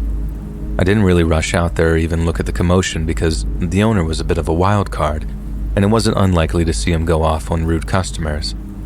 I heard the man yell, "Never again," and then stormed out of the shop. The voice sounded familiar, but I couldn't quite place it at the time. After the angry man left, the owner walked into the kitchen where I was standing and looked at me with a smirk on his face. In his American-Italian accent, he said, "Hey, Tony, the hell do you do that guy? You don't like you one bit." And I shrugged and told him I didn't see the guy. Then he proceeded to tell me, "The guy saw you walk into the kitchen and said I know the guy. He's bad, he's trouble, fire him. I told him I wasn't going to fire you, and he said I'd never order pizza here again or something. And we laughed about it for a couple of days, and then it passed. By the following weekend, I had forgotten all about it. We got an order to deliver somewhere that was just out of our zone, but he agreed to pay extra if we could please deliver it. I, of course, didn't mind and was happy to take the massive tip. I made the 30-minute drive to a mansion on the edge of town. This place was beautiful, the type of house I always wanted to live in. I approached the massive front doors that were accompanied by 2 giant pillars. I rang the doorbell, and a voice came out from a speaker on the button, and it said in a muffled voice, "Door is open, my friend. Could you please just come in and set the pizza on the counter? I got a broken leg and I'm not moving too well." And the voice sounded familiar, but it was just muffled enough that I couldn't quite tell if I knew it for sure. Now I walked into the house and it was far less striking on the inside. It smelled horrible in there and it looked like it hadn't been cleaned in like years. There was trash everywhere, bottles and cans lined the floor, and ants were all over the place. It was disgusting to say the least. I walked into the kitchen and found a spot on the counter to set the pizza box. I took one more look around at the disarray of the home. As I was turning my head, I noticed a man standing in the doorway on the opposite side of the room. I barely recognized him at first, but after a second it was clear. It was my old mentor from my old job. And he didn't have a broken leg. He just stood there staring at me with one hand firmly concealed behind his back. I put my hands out in a defensive position and asked, "Hey man, you okay?" He took a half step forward and then stopped but didn't say anything. His eyes were wide and he looked like he was about to burst at the seams. I started to slowly back toward the front door, which was probably like 20 feet away from where I was standing. As I slowly walked backward, never breaking eye contact, he finally spoke and said, "It's your fault. I lost everything because of you. You turned me in." I tried to respond and tell him that I was fired too, but I couldn't find the words. He still didn't move really, other than a few small steps, and he just kept saying, "I blame you, Tony. I blame you." I couldn't stop noticing the arm behind his back was starting to shake and twitch, and I knew he had something behind his back, and I didn't want to find out what it was. I was about a foot away from the door. I grabbed the knob, turned, and ran to my car. As I sprinted out of the house, I could hear him moving much faster now, but I didn't turn to see if he was chasing me. When I got to the bottom of the driveway, I turned and saw him standing at his front door, waving at me with this wicked smile on his face.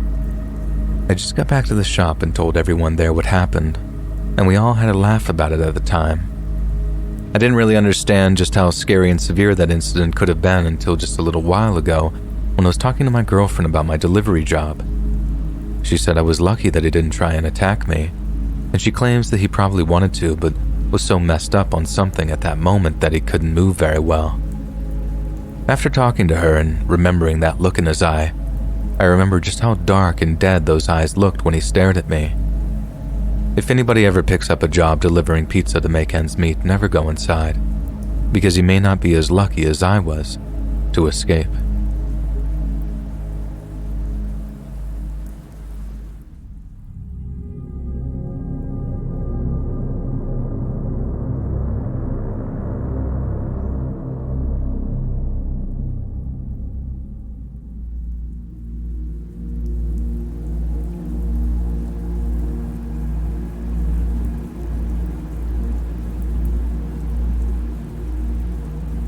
Most people out there have experienced some sort of heartbreak, and everybody deals with this crisis differently and in their own way. For me, it was a pizza, and shamefully, Tinder, both of which usually left me feeling like a truck hit me. After a few, let's call them Tinder dates, I decided that I was done with Tinder, at least for a while. Things get weird and almost scary sometimes. I decided that the best way to deal with this loneliness was to order an amazing loaded French fry pizza. I'll say this, if you've never experienced the glorious bounty of a loaded French fry pizza, you need to change that immediately.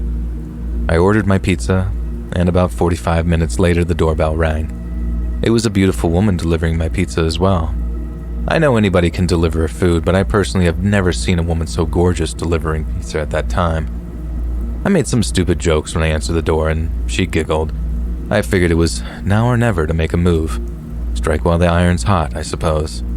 So, I just asked if she wanted to hang out, and to my surprise, she said that when she was done with work after this delivery, that she'd love to chill. I was pumped, and perhaps more pumped than my pizza. She said she needed to go home and freshen up, and then she would head over at around 10 p.m. We exchanged numbers, and I decided that I probably should freshen up myself. 10 o'clock came, and she never showed up. I waited a bit and then finally texted her and asked her where she was. I never received a text back until about 11:15. I was angry at this point, but as soon as she said she was coming over, I forgot how angry I was and agreed to still let her come. Before I knew it, it was midnight and she still wasn't there. I finally started listening to my brain for once, and I decided to text her and tell her not to come. She texted back and claimed that she was almost there and that she really wanted to hang out. I was upset and decided that it would probably be like all my other Tinder dates if I let her come over, so I stuck to my guns and told her that I wanted to pass out for tonight and that maybe we can hang out again in the future. She responded with a simple text that was just a laughing face emoji. A weird response, I thought, but I shrugged it off and decided to go to bed. I had no idea what time it was, but it was at some point in the middle of the night. I was awoken by my doorbell. I cautiously made my way to the door, and there was nobody there. Directly behind the front door is my living room, and in the living room is a back door that leads to my backyard. As I was staring at the front door, I thought I caught movement out of the corner of my eye. I turned around and I swore that I saw someone running by my back door.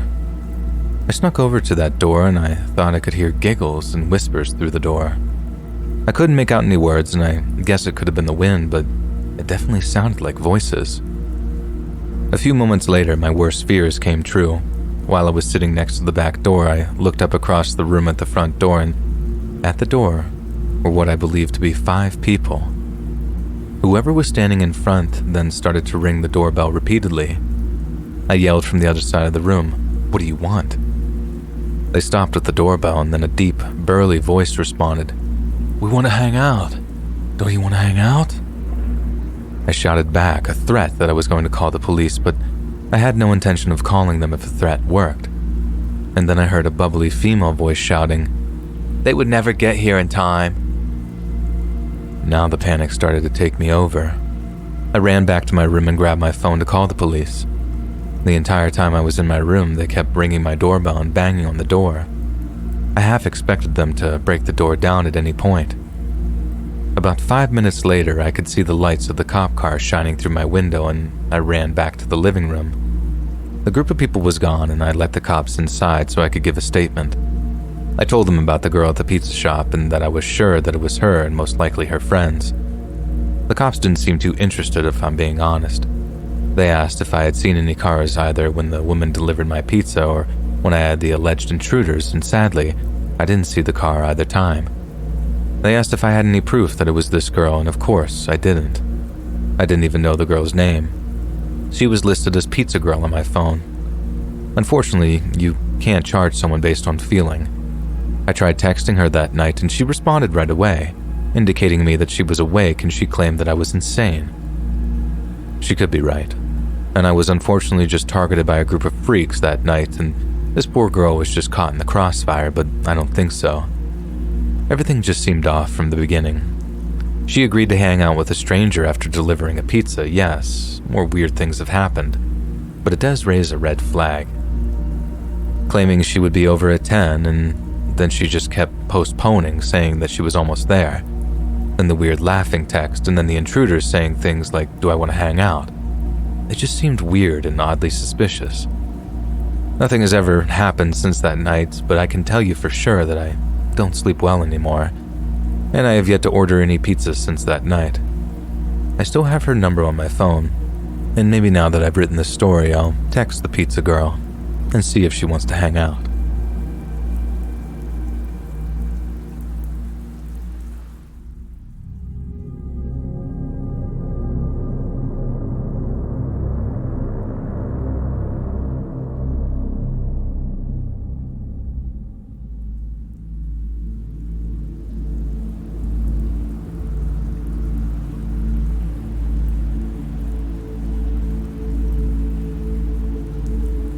Last month, the strangest and most unsettling thing happened to me while I was delivering a pizza. I started this gig delivering pizzas about 6 months ago to make some extra cash on the weekends. I'll say this, anybody looking for some extra money should consider delivering pizzas. I know it's not glamorous, but depending on where you work, you can make some decent side money. For the most part, I never really had any interesting stories about delivery.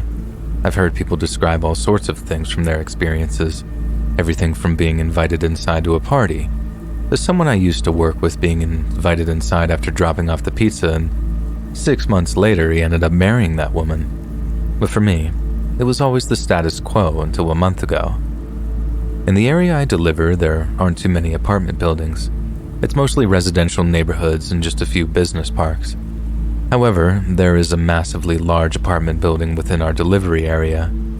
The apartments are new, but the building itself is quite old.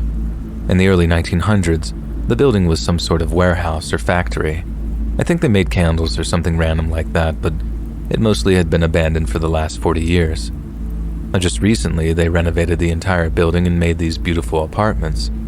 They're open and spacious floor plans, and because the warehouse was huge, they were able to add a ton of apartments. I think the cheapest apartment in the entire building is $2,100 for one bedroom. Basically, you need to have some money to afford one of these apartments. When Saturday night came and I received a call to deliver a pizza to this building, I was pumped to see it for myself. I'd only seen photos up to this point. Ordinarily, I don't love delivering to apartments. It's not the apartment's fault, it's just sometimes it can be annoying trying to navigate which building is the correct one, especially when it's dark out. But not this time. This time, I was excited to deliver to these apartments, and selfishly, I was hoping to get a nice tip. The drive should have taken me about 10 minutes, but it ended up being almost 20 minutes due to the horrific weather. It was raining and storming so badly outside that the visibility was almost non-existent. When I arrived at the massive building, I pushed the button for the address of the pizza. They unlocked the door and I stood in the lobby-like room. There were 2 elevators, one to my left and one to my right. At the end of the room, straight across from me, was another door that led to the stairs. I don't love elevators, so I decided to take the stairs, even though it was on the 6th floor. I got to the floor and started making my way down the confusing corridors. It was like a maze on the floor. I assumed the floor was a giant square with rooms all the way around, but it had a lot of turns that honestly blew my mind. From the outside of the building, it was just a giant rectangle, but inside was like something out of an abstract painting. I was briskly walking down the hall, looking at all the numbers trying to find the address of my delivery. Then, without notice, the power went out. It was completely dark where I was standing. Of course, my cell phone was outside in the car, so I didn't have any light on me. The hallway was completely blacked out. I had no idea where I was and how far away the stairs were. It was as if I entered a fun house. I tried to use one hand to guide myself on the wall, and the other hand was firmly holding the pizza and wings. If you're afraid of the dark, then this would have been enough to do you in, but unfortunately, it gets worse. In my dwindling composure, I heard a door open slowly and then close abruptly. It sounded close in front of me, but I literally saw nothing. If someone left their apartment, they weren't using a light to navigate. So I had thought, that was probably whoever ordered the pizza and they were just checking to see if it was at their door. I decided to shout, "Hey, I got your pizza!" A brief silence ensued, and then a voice emerged from the darkness that had to be no more than 10 feet away and said in a low and raspy voice, "I didn't order pizza." I stayed quiet and stopped moving. I wanted to turn around and go back to the stairs, but at this point, I had already walked by a ton of doors and I wouldn't know which one was the stairs. As I stood still, hoping that the power would turn on, the voice emerged again, this time right in front of me. I could feel the heat of the breath on my skin, and they said, "You're coming with me." Thankfully, I was holding the pizza because this person tried to grab me, but they ended up grabbing the pizza box. I threw the box, turned, and ran back the way I came. I don't know why I wasn't yelling for help. I think I was paranoid to give away my position. As I ran down the blacked-out hall, I tried every doorknob I passed until I found one that wasn't locked, and thankfully it was the stairs. The stairs had these emergency lights, so I was able to faintly see where I was going. I ran outside, got into my car, and drove back to the pizza shop in the rain. I told my boss everything, and we decided to call the police. The person who ordered the pizza called furious that their order was thrown out in the hallway, but I didn't care. I gave my statement to the police, who informed the apartment management, but as of writing this a month later, nothing has happened. I did find out that the floor I was on was also supposed to have these working emergency lights, but for some reason, they didn't operate. I'm still not sure if this was some cruel joke to play on someone in the dark, or if this strange person intended to harm me.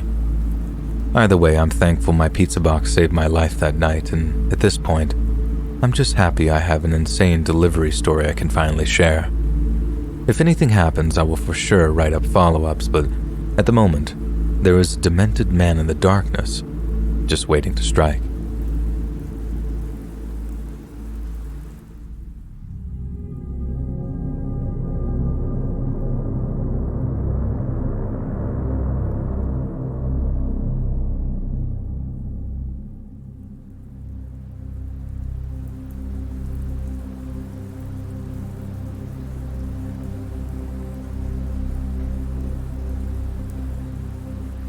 This happened a few weeks ago.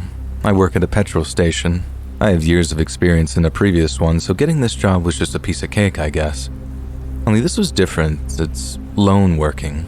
Can you imagine 8 hours entirely by yourself? And especially doing late shifts. So my shift started early afternoon, about maybe half an hour into my shift. This guy walks in, and I've seen him before as he entered the shop the day before and randomly asked me if I had any shopping bags to spare.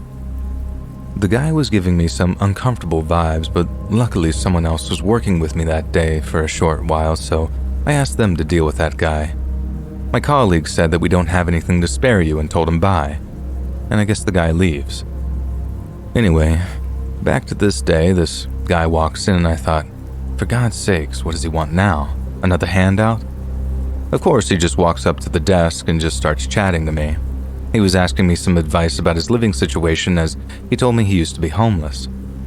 Since to me it's not really my place to give advice, plus I just really didn't want to be stuck talking to this guy, I just shrugged and told him to just sleep on it and have a think about things. And of course he left. He didn't enter the store to buy anything at all, just a chat, but thinking back I remember that he asked me what time I got off, and stupidly I told him 11 o'clock at night. I got on with my shift as usual up until about 9:30 p.m., and he returns, but with another guy who, may I say, looked very dodgy, all dressed in a black hood. The guy who entered the shop previously pokes his head into the door and asked if I do phone top-ups. We do, but something in my gut was telling me, make him leave now. So I lied and I told him we don't. So the guy and his dodgy friend hang outside the store for a bit while I was serving customers, then until the shop seemed quiet again, they both entered the store and what looked like they were looking around all around the shop. I noticed the dodgy guy kept his hands in his pockets the whole time, and then that thought struck me. Oh my God, I'm gonna get robbed tonight. So I took some deep breaths and tried to keep calm and just thought of my training, and I repeated in my head, just comply with them, give them what they want, then call the police after they leave. But of course, from the panic, I thought to myself I better plan, so I stood ready with one hand under the desk hovering over the panic button. I thought to myself the minute they pull a weapon out on me to hit the button, as it's a silent alarm, and show hands and comply and hope the police arrive on time to catch them. They both leave the store but again hang around outside right by the door. And then I see the car drive away and I thought to myself, I don't want these guys in the store again, not while I'm completely alone. So I flip the switch that automatically locks the main door. Now half an hour passes, I had no customers and still the two guys are still hanging around outside. I called my boss to tell him what's going on and to give him a heads up that at some point I'm going to have to call the police and have them move them along as it's making me very anxious. Then another guy shows up and joins the guys all dressed in black and wearing those COVID masks. He also hands his friend's mask too, then he makes his way around the back of the store. Then I realize, oh God, the back door. The one I go out from to puff on my vape, and I ran to the back door and slammed it shut and locked it.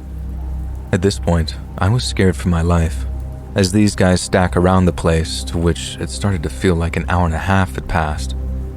But I was hiding in the office watching the cameras. I picked up the phone and dialed the non-emergency number for the police. At this point, I was really freaking out.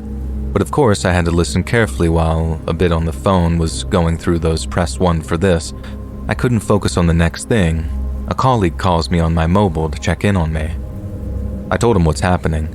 Then I came out of the office to take a peek, and of course, those guys were right up to the window, knocking to grab my attention, and yes, they saw me with 2 phones to my ears. Oh God, they saw me, I said to my colleague on the phone. Then I came up with an idea. I put the phone I had making a call to the police down and kept my colleague on the phone, and I said, "Listen, I'm gonna see what they want. You just stay on the phone. I'm gonna put you on speaker. Stay quiet, don't say a word, just listen. If you hear me say, the till is slow, you hang up and call the police. 999, okay? I mean it. That's me telling you that I'm in danger." So I put him on speaker and hid my phone in my bra, and I head to the window. "What's up, guys? Can I help you?" "Why's the door locked?" I take a deep breath. "Well, that's because we're in night mode now. Door's locked, but I can serve through the hatch. What can I get you?" They just look at each other and whisper amongst themselves. "We'll just take," in a brand of tobacco they named, "and a lighter." Sure. One moment." I grab what they asked for, and they push a 20 note through. I quickly grab the 20 and, of course, check it. Then I rang them up, but as I had their change ready, I saw one hand go through the hatch. I dropped their change into that hand, avoiding contact. "Okay, thank you. Bye now." And I stared them down, closing the window and the hatch. And thank God, as they stood there, they finally left for good. As soon as they were gone, I fell to the floor and burst out crying after holding in that fear for so long. I demanded that my shifts are to be changed to morning shifts after that night, and I guarantee you that I'll be quitting.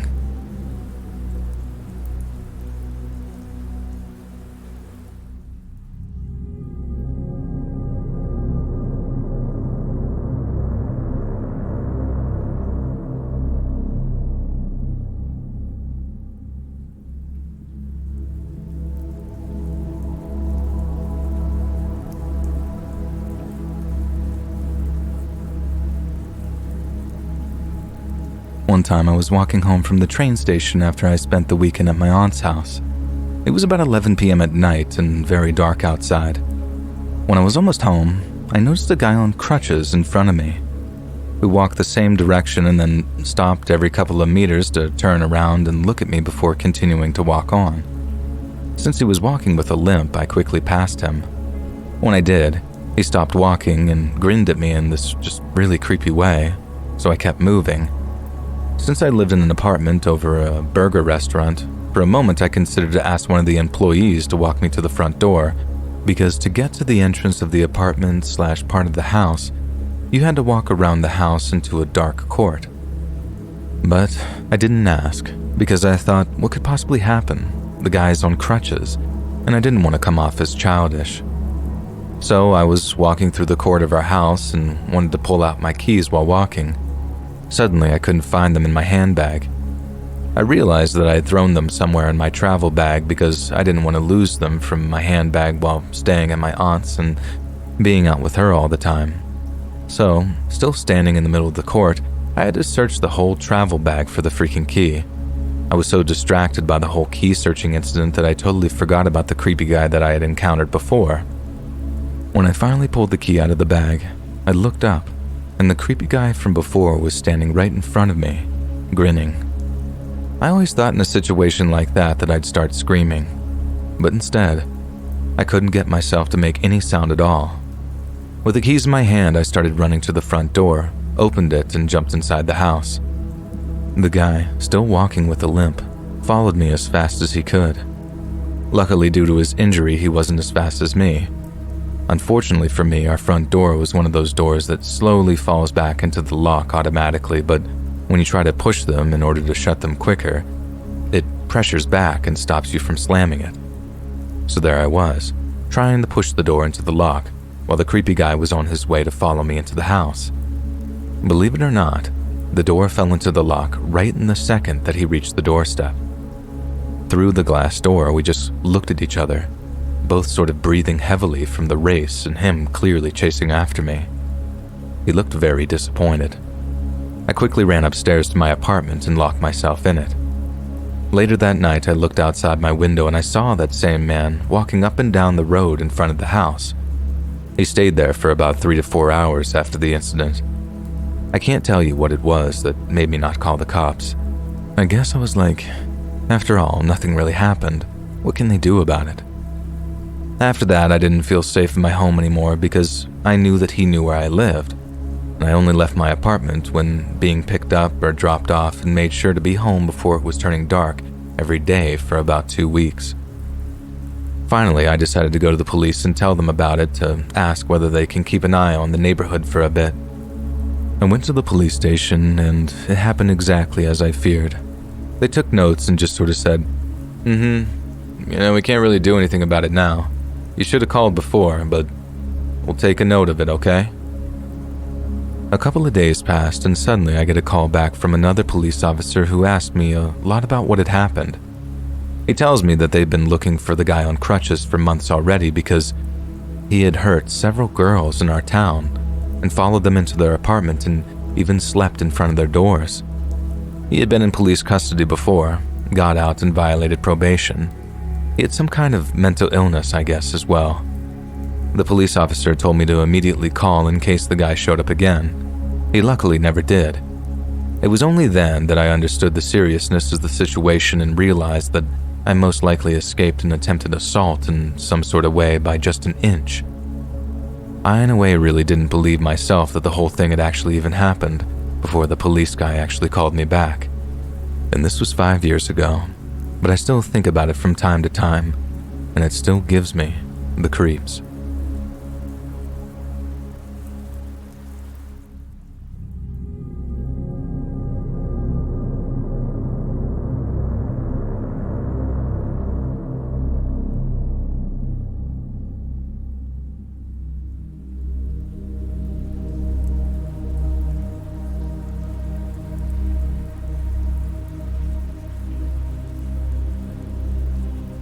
Last night, my boyfriend and I got into bed. The lights were off, TV on, in bed, and we weren't wearing clothes as usual. It was pretty normal for us. And a couple of minutes go by of us talking and our cat jumps up on the nightstand and is staring outside. He does this all the time, so I assume it's just a stray cat out there. He runs across the bed to my nightstand, so I peek outside to see. My cat's tail is all fluffy, so I think it's just the cat that he doesn't like. I look out the window and I see a phone screen. I have no clue what was on it. I didn't think to actually look that hard. It was a red thing in the middle, but that's all I really know. I look at my boyfriend, assuming that I'm just seeing the reflection of his phone. When I see my boyfriend is not holding his phone, I back myself into the corner of the wall so the window can't see me. I just repeatedly say, "There's someone outside," until my boyfriend finally gets up. I grab a sweater and pants from the floor and we're just walking around the house as he calls 911. We come to the room and the guy is still out there, but my cat will not let me get near the window without growling, so I don't get to see his face. The cops get there a few minutes later and search the block. They come from the front yard and the backyard, climbing some fences, and they don't find anyone. They just say that they'll be on the lookout and to stay aware, pretty much. My boyfriend and I are both reasonably shaken up. I point out that the cat was acting similarly last night. Not exactly, but she was all fluffed up and on edge. He pointed that with how often I sleep without my clothes on or close to, it's possible that the guy has done that multiple times so he could see. He also points out that with the lights on, you could definitely see onto the bed from that window, so he would have been able to actually see us, doing our thing last night, and he probably caught us in the midst of it. There's no proof that he's been there more than once, and with our neighborhood, he was probably just some guy on drugs wandering around. He left the gate open, stood there even after we clearly spotted him, and just didn't seem too smooth in his operation. I don't know. I just hope it was a one-time thing. I feel so helpless. I didn't go outside and do anything because I didn't know if he had a weapon or something, but I wish I could have. My boyfriend wants to buy a gun this weekend, and I hope that can at least give me some sense of security.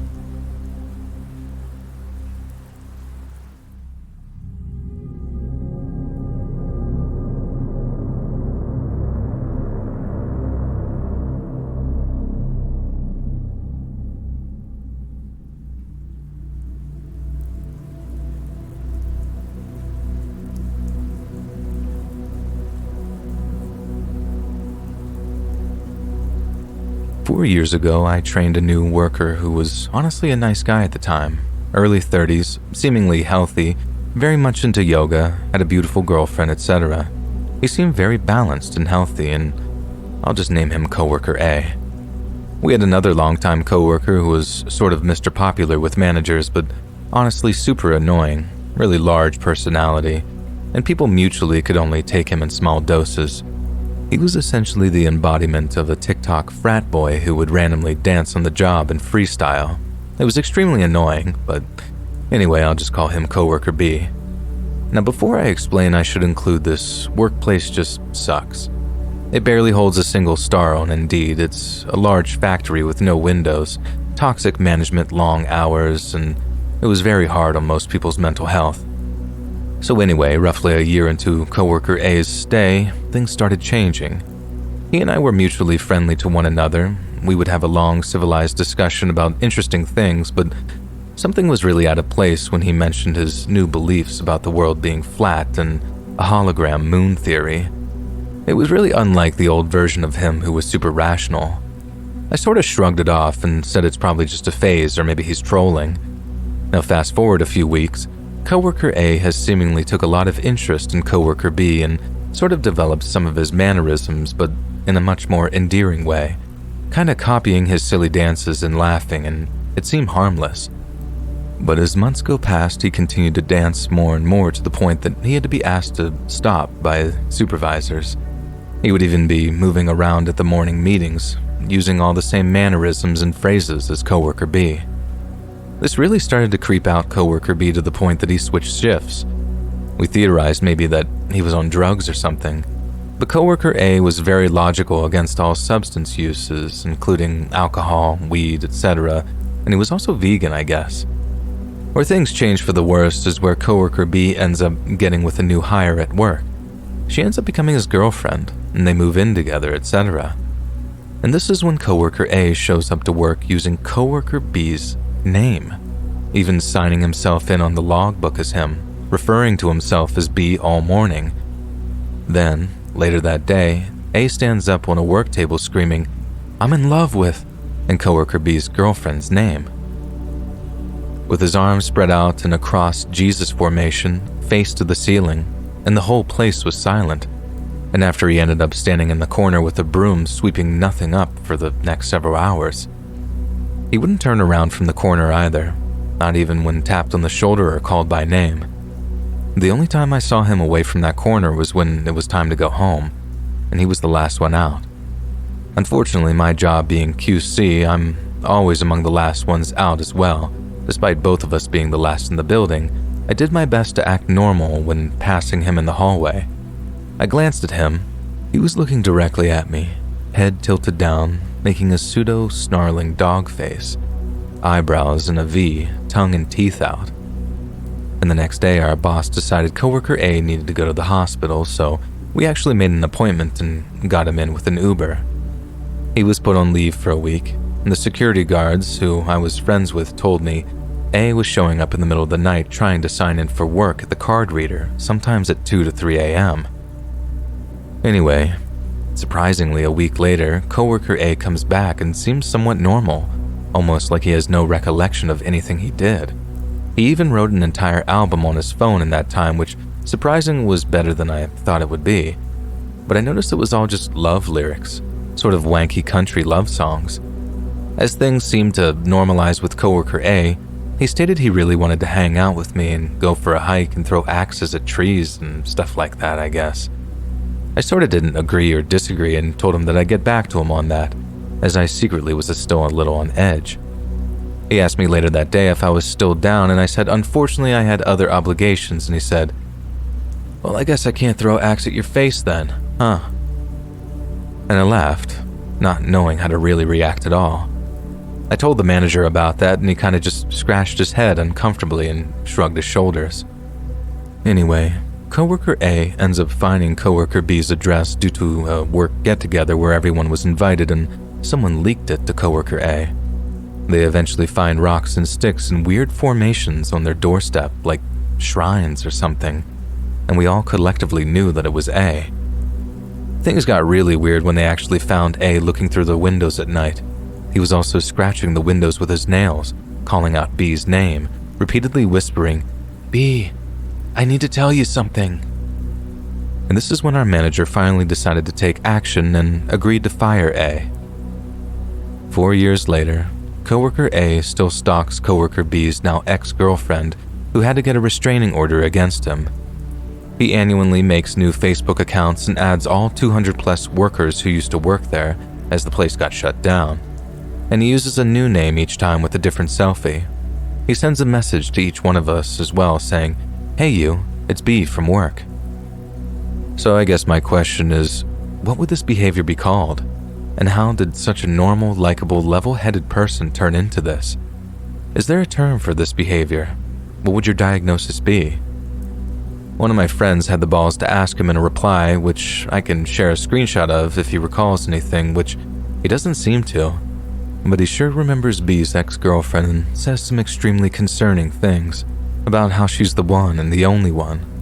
Quote, "I'm the bigger one, she's the smaller one." He was put on this earth essentially to save her, I guess. And he also seemingly has no support at all from family or anything and is working at a new job, living alone, unattended. I feel like this is sort of a risk, you know? Anyway, I'm interested in some of your feedback. What do you guys think he's dealing with?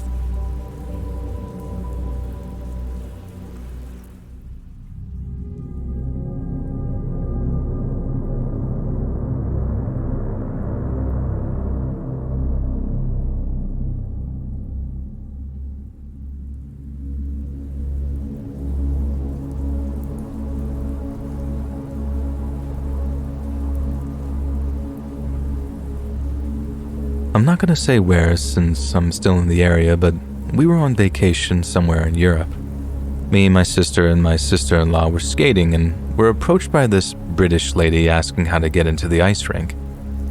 I, having watched and read so many murder mystery documentaries and posts, immediately had a bad feeling since the kiosk that you have to pay for renting shoes is facing the rink and you can't miss it, and there were so many people there, but the couple came straight up to us, 3 vulnerable Muslim women. I ignored it and just kept skating. My sister and sister-in-law, however, were roped into a conversation with this woman. I came over to listen in, and all she was saying is how pretty they are and urging them to take off their sunglasses so she can get a better look at them and asking their ages and where they worked. And this just confirmed it to me. Before I could say anything, she turned to me and went, "Oh my God, you look like a model. You should work for Chanel." And this confirmed it even more to me. It just smelled like BS, calling a 4-foot woman a model just to stroke her ego. Her husband then walks over to us right after, stares really creepily at me and offers a handshake and proceeds to call me a Kardashian. At this point, I wanted to signal to my sisters to leave immediately, but the lady goes, "Oh my God, we should all take a picture." I shook my head, told my sisters in Arabic that they're bad news and that we should leave. I left, but my sisters were gullible enough to agree to take the picture. Moments later, I told my dad about what had happened and how creeped out I am by the whole situation, how those two have my sister's pictures. My dad and I decided to walk over to them and have them delete the pictures.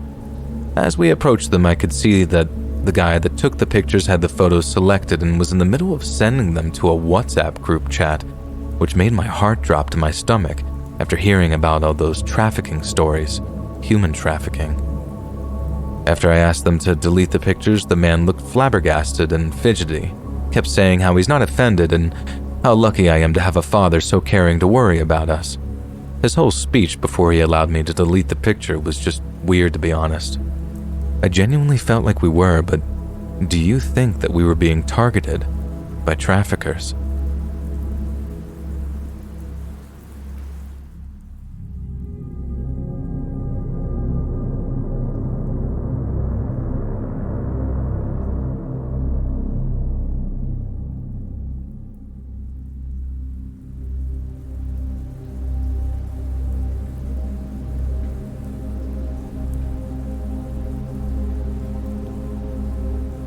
It was my 11th grade year in high school, and I signed up for my junior and senior year to do a business and technical career course in culinary arts. So how it works is half the day we go to a separate campus for the class we choose, then go back to our home school for the other half of the day. On the first day arriving, people were finding where their building was for the specific career class they chose. I found mine and we waited for all the class to show up.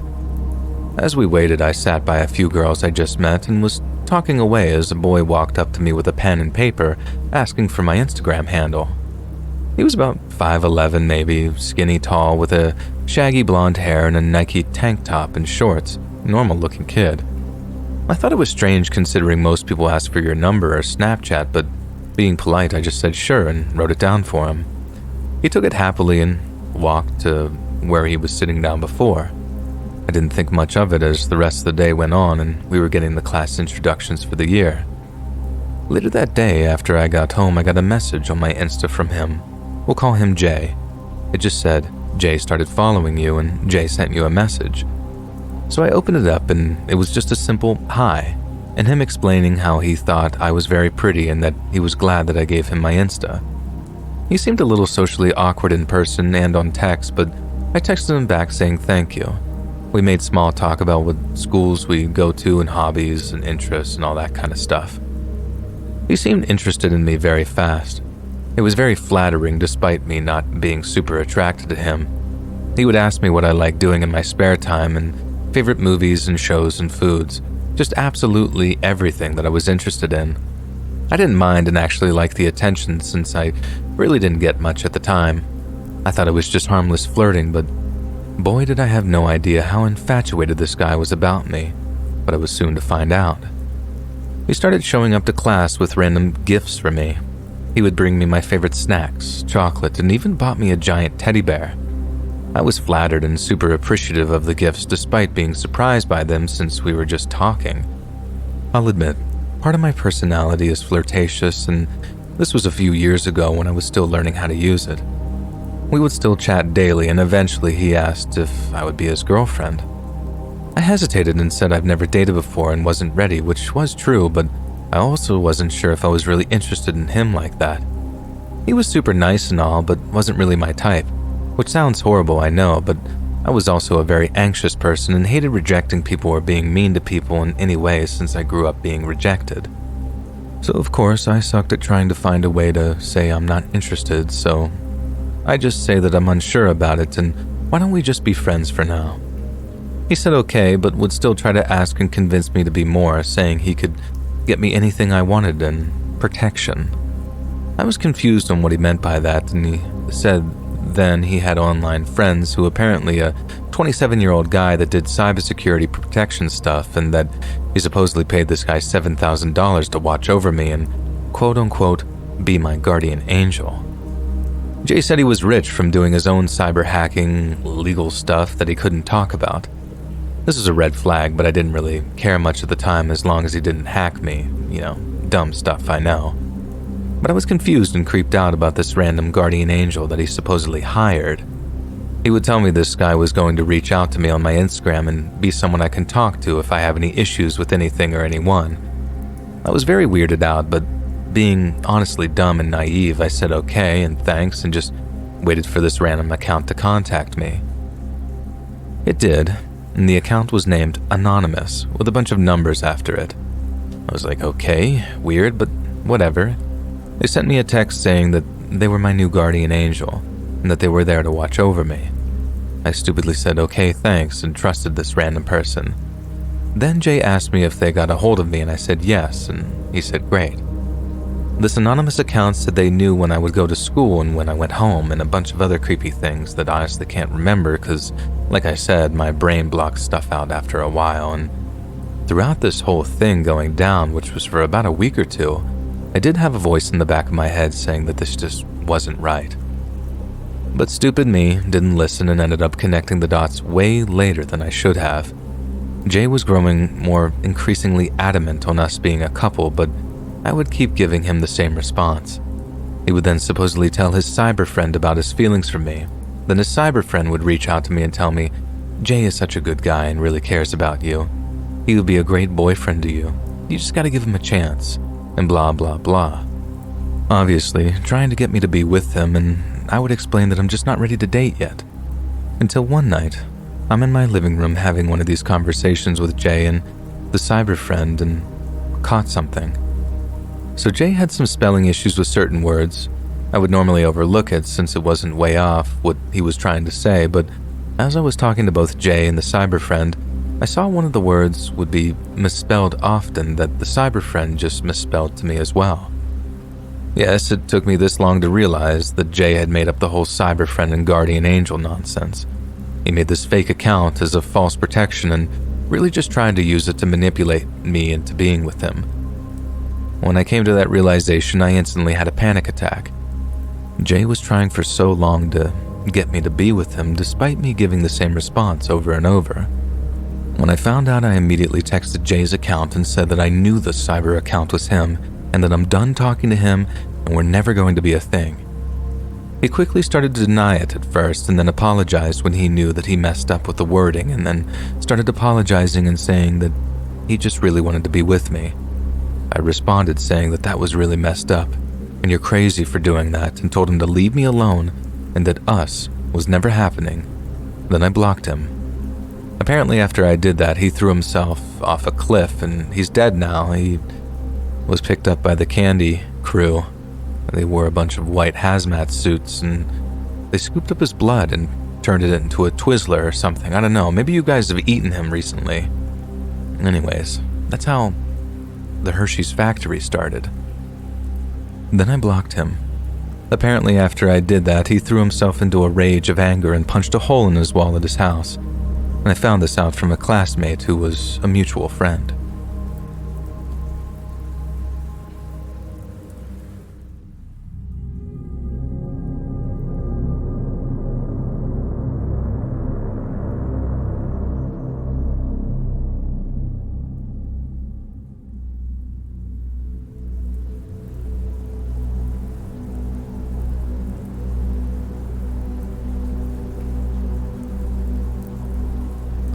I'll try to be as short as possible.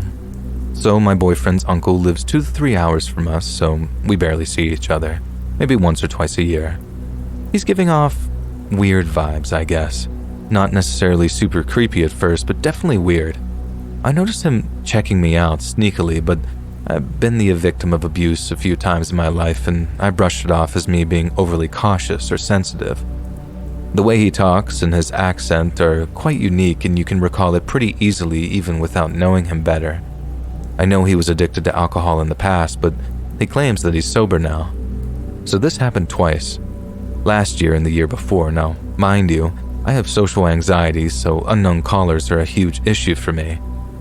The year before, a rather quick event, unknown number called me and a male voice very similar to his asked me if I'm fine, what I'm doing right now.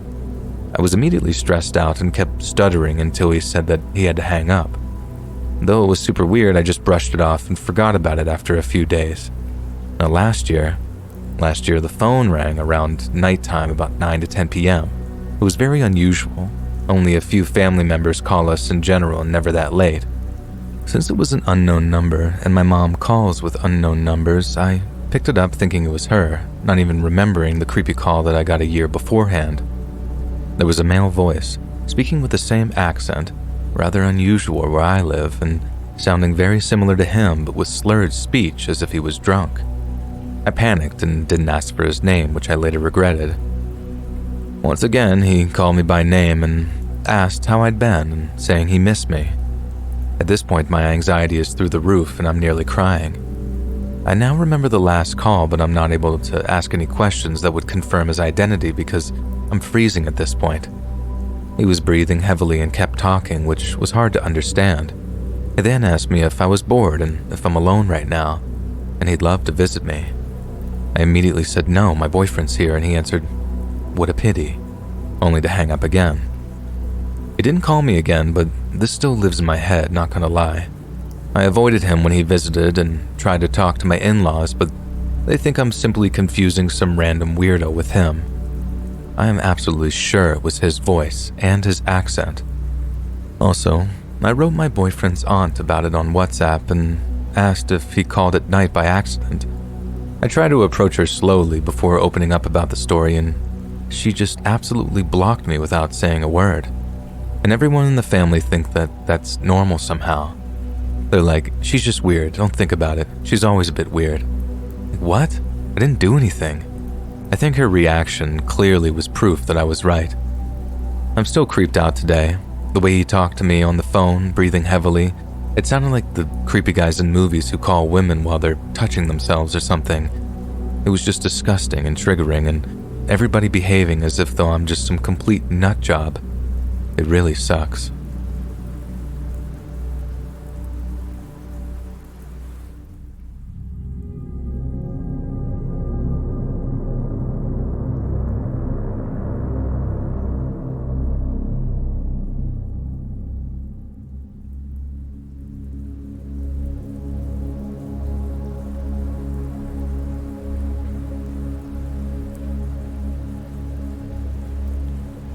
This took place around 15 years ago.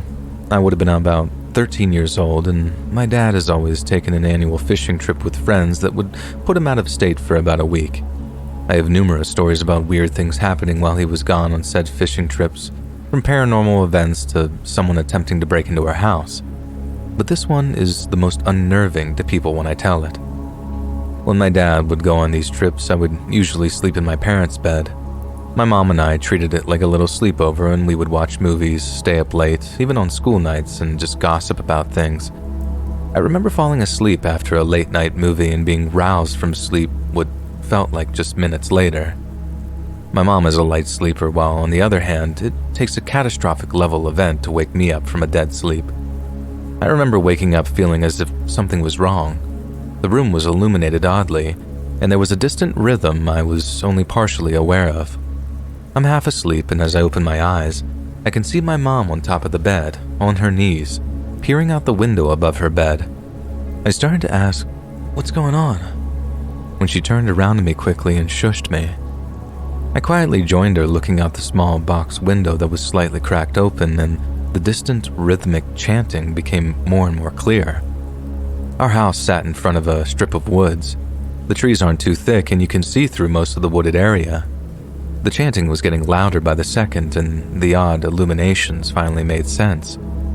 You could see a line of hooded figures in dark clothes holding torches marching east, chanting what sounded like demonic, dark things. It felt surreal and scary as we held our breath waiting to see what they would do. Were they headed towards the houses to burn them down? Were they going to attempt to break in and sacrifice us? It felt like ages that we sat there watching this line of people walking through the woods, their torches raised high and their chanting continuing through the night. But that was it. They just walked away. After what was probably more like 2 minutes, my mom and I laid back down and discussed what we saw, trying to get back to sleep. We told my dad first thing in the morning when he called to check in, but I remember him not believing us. He thought it had to be a dream or something, and that kind of thing didn't happen in our small town in Ohio. But the next day, there was an article in the local newspaper about a lamb being slain on a makeshift altar on the east side of town. My dad stopped doubting us then, and my mom and I got even more freaked out. My parents still live in that house, and we have never seen any other cult-like behavior in the area.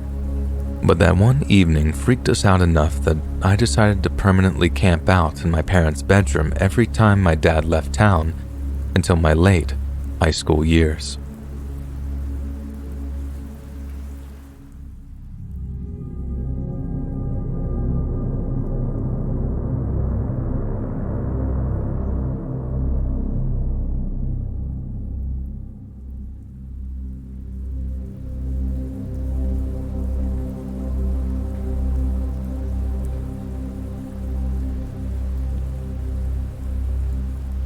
It was April of 2008. I was 20 and living in Denver for a long work contract with a non-profit in Boulder. My girlfriend, now wife, and my best friend Tim drove to Colorado from our home state to visit me for my 21st birthday. The non-profit I was working for housed their workers in dorm rooms, and drinking was not allowed on site, nor were visitors allowed to stay overnight.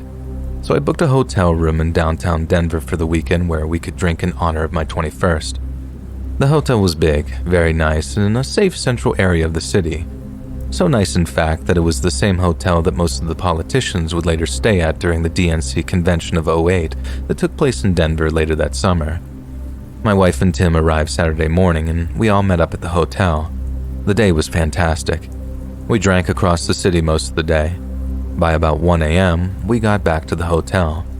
The room was typical with 2 queen beds. Bed number 1 was close to a big window looking out across the city. Bed number 2 was pushed against the wall with the door that opened to the bathroom.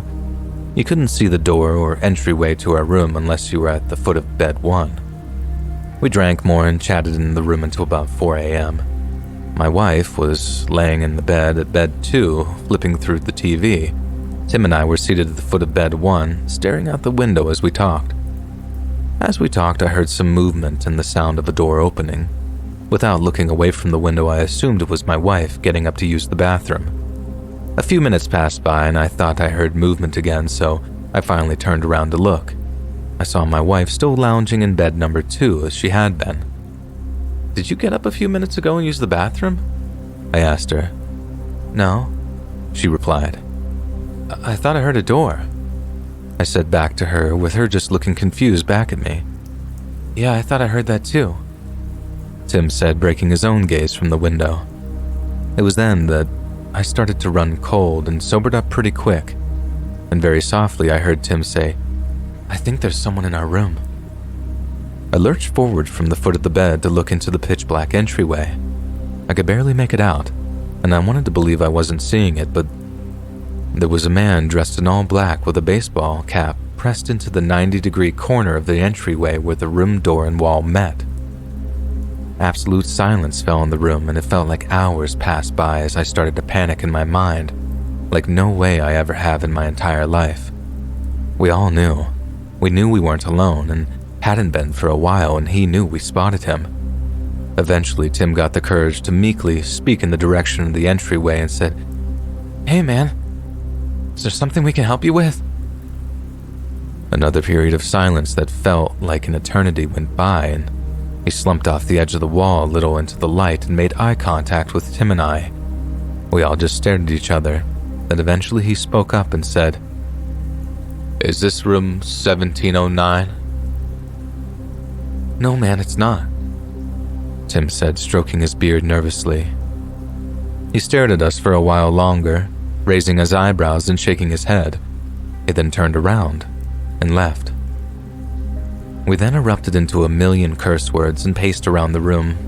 I called the front desk. They told me that he was drunk and they found him in the stairwell but directed him back to the right room. Minutes later, Tim called the front desk and they told him he was not a guest and he was apprehended in the stairwell and taken into police custody. Then a while later, they told my wife that he disappeared and they had no idea who he was or what he was doing. They told her there wasn't even a room 1709 in the hotel, so we got 3 different stories. We still have no idea what that was all about, or how he managed to get a key card to our room. We were sure the door was closed. It was easily the most terrifying moment of my life. Always use the latch in hotel rooms. We got the stay refunded and about $200 in credit for food from the hotel.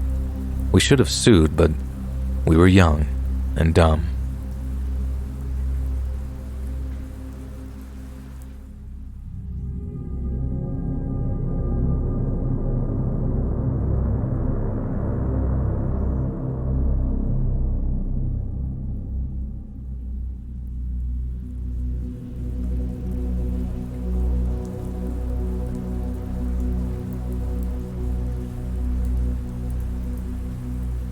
I was homeless for a couple of years and parked to sleep at a campsite up north of where I am.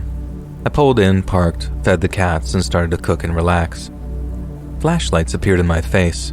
4 of them all looking in the windows, so I assumed it was rangers asking me to move since the campsite was technically closed.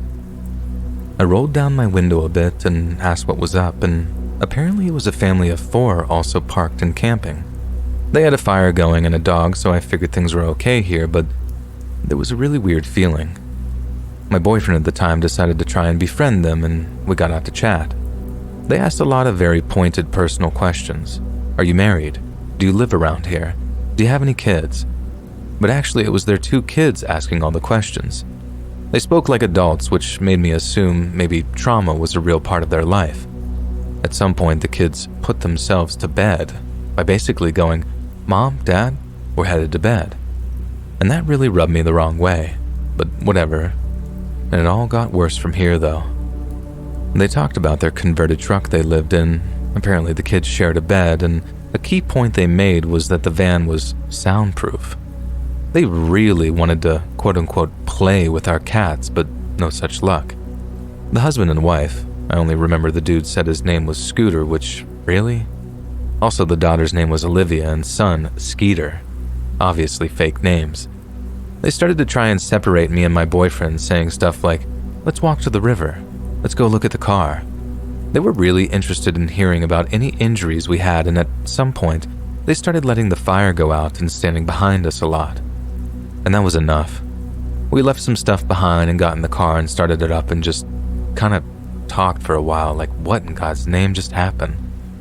It took 2 minutes for the woman to walk up to the van and asked if we were leaving. We said no, obviously, and that we were just cold. She asked to sit in the seat behind us. I asked why. She didn't answer and asked if she could sit with us or on my lap, and again I asked why. She again didn't answer. She said we can't leave her there because her husband beats her, and so I asked if she wanted to call the police. She didn't answer, pulled out a cigarette and lit it up, leaning against the door of our car. We looked at each other and I heard someone douse the fire. I said, "Baby," just out of so much nervousness, which is when I found out my boyfriend was suspicious from the beginning and didn't think to say anything until now, only to add that if I had stayed and not followed him to the car, he would have just left me there. He was a waste of space, but before I could process it, I heard the husband grab something off of the fire tool set. One thing I noticed in there was a large red axe, and I just got tunnel vision and hit the gas. I felt that woman bounce off the side of my van as we pulled away, and just as we got on the road, an ambulance was behind us with lights flashing. I wasn't stopping for it. If you know how easy it is to buy emergency lights for a car on Amazon, there was just no way. The ambulance turned off to a dead-end road eventually after a while of demon driving into town, and we never heard a siren. Looked it up, and the aforementioned river was 2.5 miles into the dense woods. Apparently a lot of people go missing out there. I wonder, who's to blame?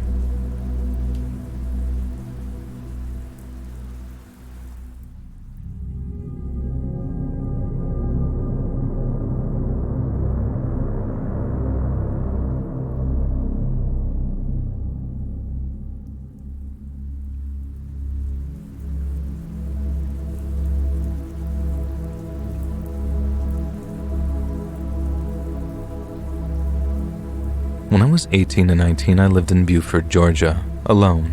I'd separated from my husband at the time, in 90 or 91. I worked at a convenience store and lived alone in an awful trailer. Being from the north, I wasn't used to the heat, so I took to taking walks for air and exercise late at night and early in the morning, between 11 p.m. and 2 a.m. I'd stop to watch this band practice in an open shop in a strip mall and just meander around until I felt like sleeping, then I'd walk home. One night I realized that I was being followed by a cop car. I didn't think much of it. It happened a few more times, until one night, the car pulled up next to me and this mid to late 20s, handsome blonde cop asked me if I wanted to ride home. When I refused, he starts asking me what I'm doing out so late and where I'm going. From the time that cop car pulled up alongside me, the deep gut alarm bells were going off in every cell in my body.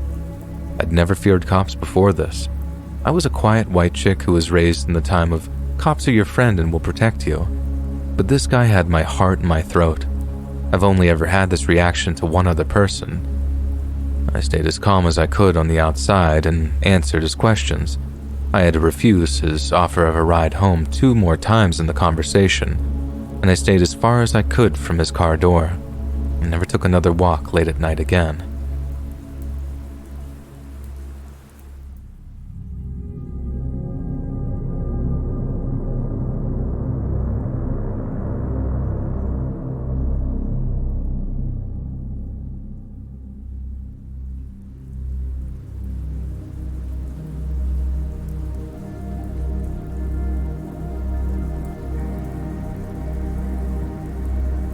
I'm so glad that I found this subreddit because I love remembering the story. It's the weirdest thing that's ever happened to me. And this was in 9th grade. There was this huge state park right outside the town that I lived in.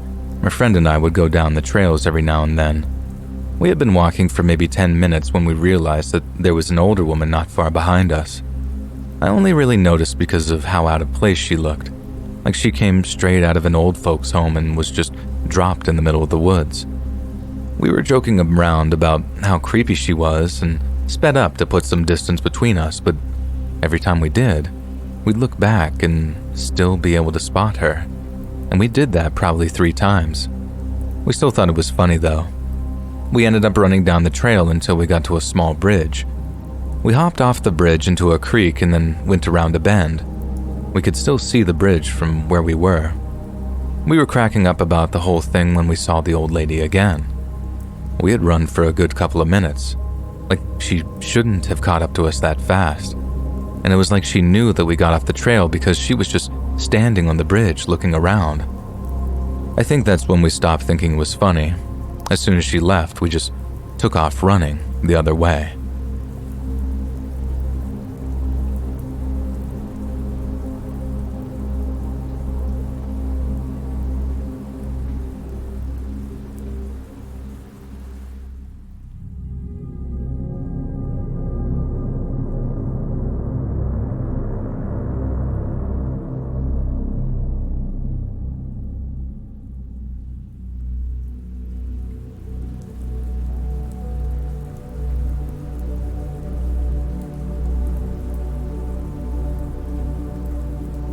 I'm a 21-year-old female and I went out to a sushi restaurant with my mom, just 2 women having fun and enjoying our time there. Needless to say, we were not out to flirt with anybody. I started noticing the waiter was extremely close to us all the time, even taking his long time to service our plates while standing less than 1 feet from us, and I didn't really think too much of it. The bill came and I took out my credit card and paid. He then proceeded to talk about registering for a rewards program for discounts and loyalty points. Normal, right? He says he only needs my email and phone number. My mom said that I should sign in so I could easily book a table for her upcoming birthday. I give him my information thinking it would be used for this purpose only. We leave, and I get home at about 2 a.m. At this point, he started to email and text me from his personal email and his phone number. I immediately responded that I thought I was giving my info for commercial purposes only, and I just block him. I had a panic attack because I was stalked before, and it always starts with them thinking that we were giving mixed messages or flirting, which was not the case. I told the manager the next day, and the manager said it was inappropriate and might be motive for his termination. Am I in the wrong for being so panicked about that? The manager said there's no such thing as a rewards program in there, and I was not in any way flirting with anyone.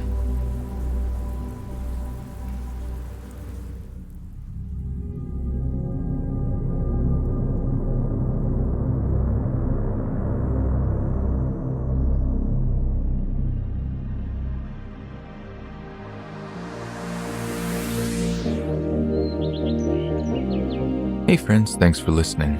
Click that notification bell to be alerted of all future narrations. I release new videos every Monday, Wednesday, and Friday at 7 p.m. Eastern Standard Time. If you get a story, be sure to submit them to my subreddit, r/letsreadofficial, and maybe even hear your story featured on the next video. And if you want to support me even more, grab early access to all future narrations for just $1 a month on Patreon, and maybe even pick up some Let's Read merch on Spreadshirt. And check out the Let's Read podcast. where you can hear all of these stories in big compilations and save huge on data. Located anywhere you listen to podcasts. Links in the description below. Thanks so much, friends, and I'll see you again soon.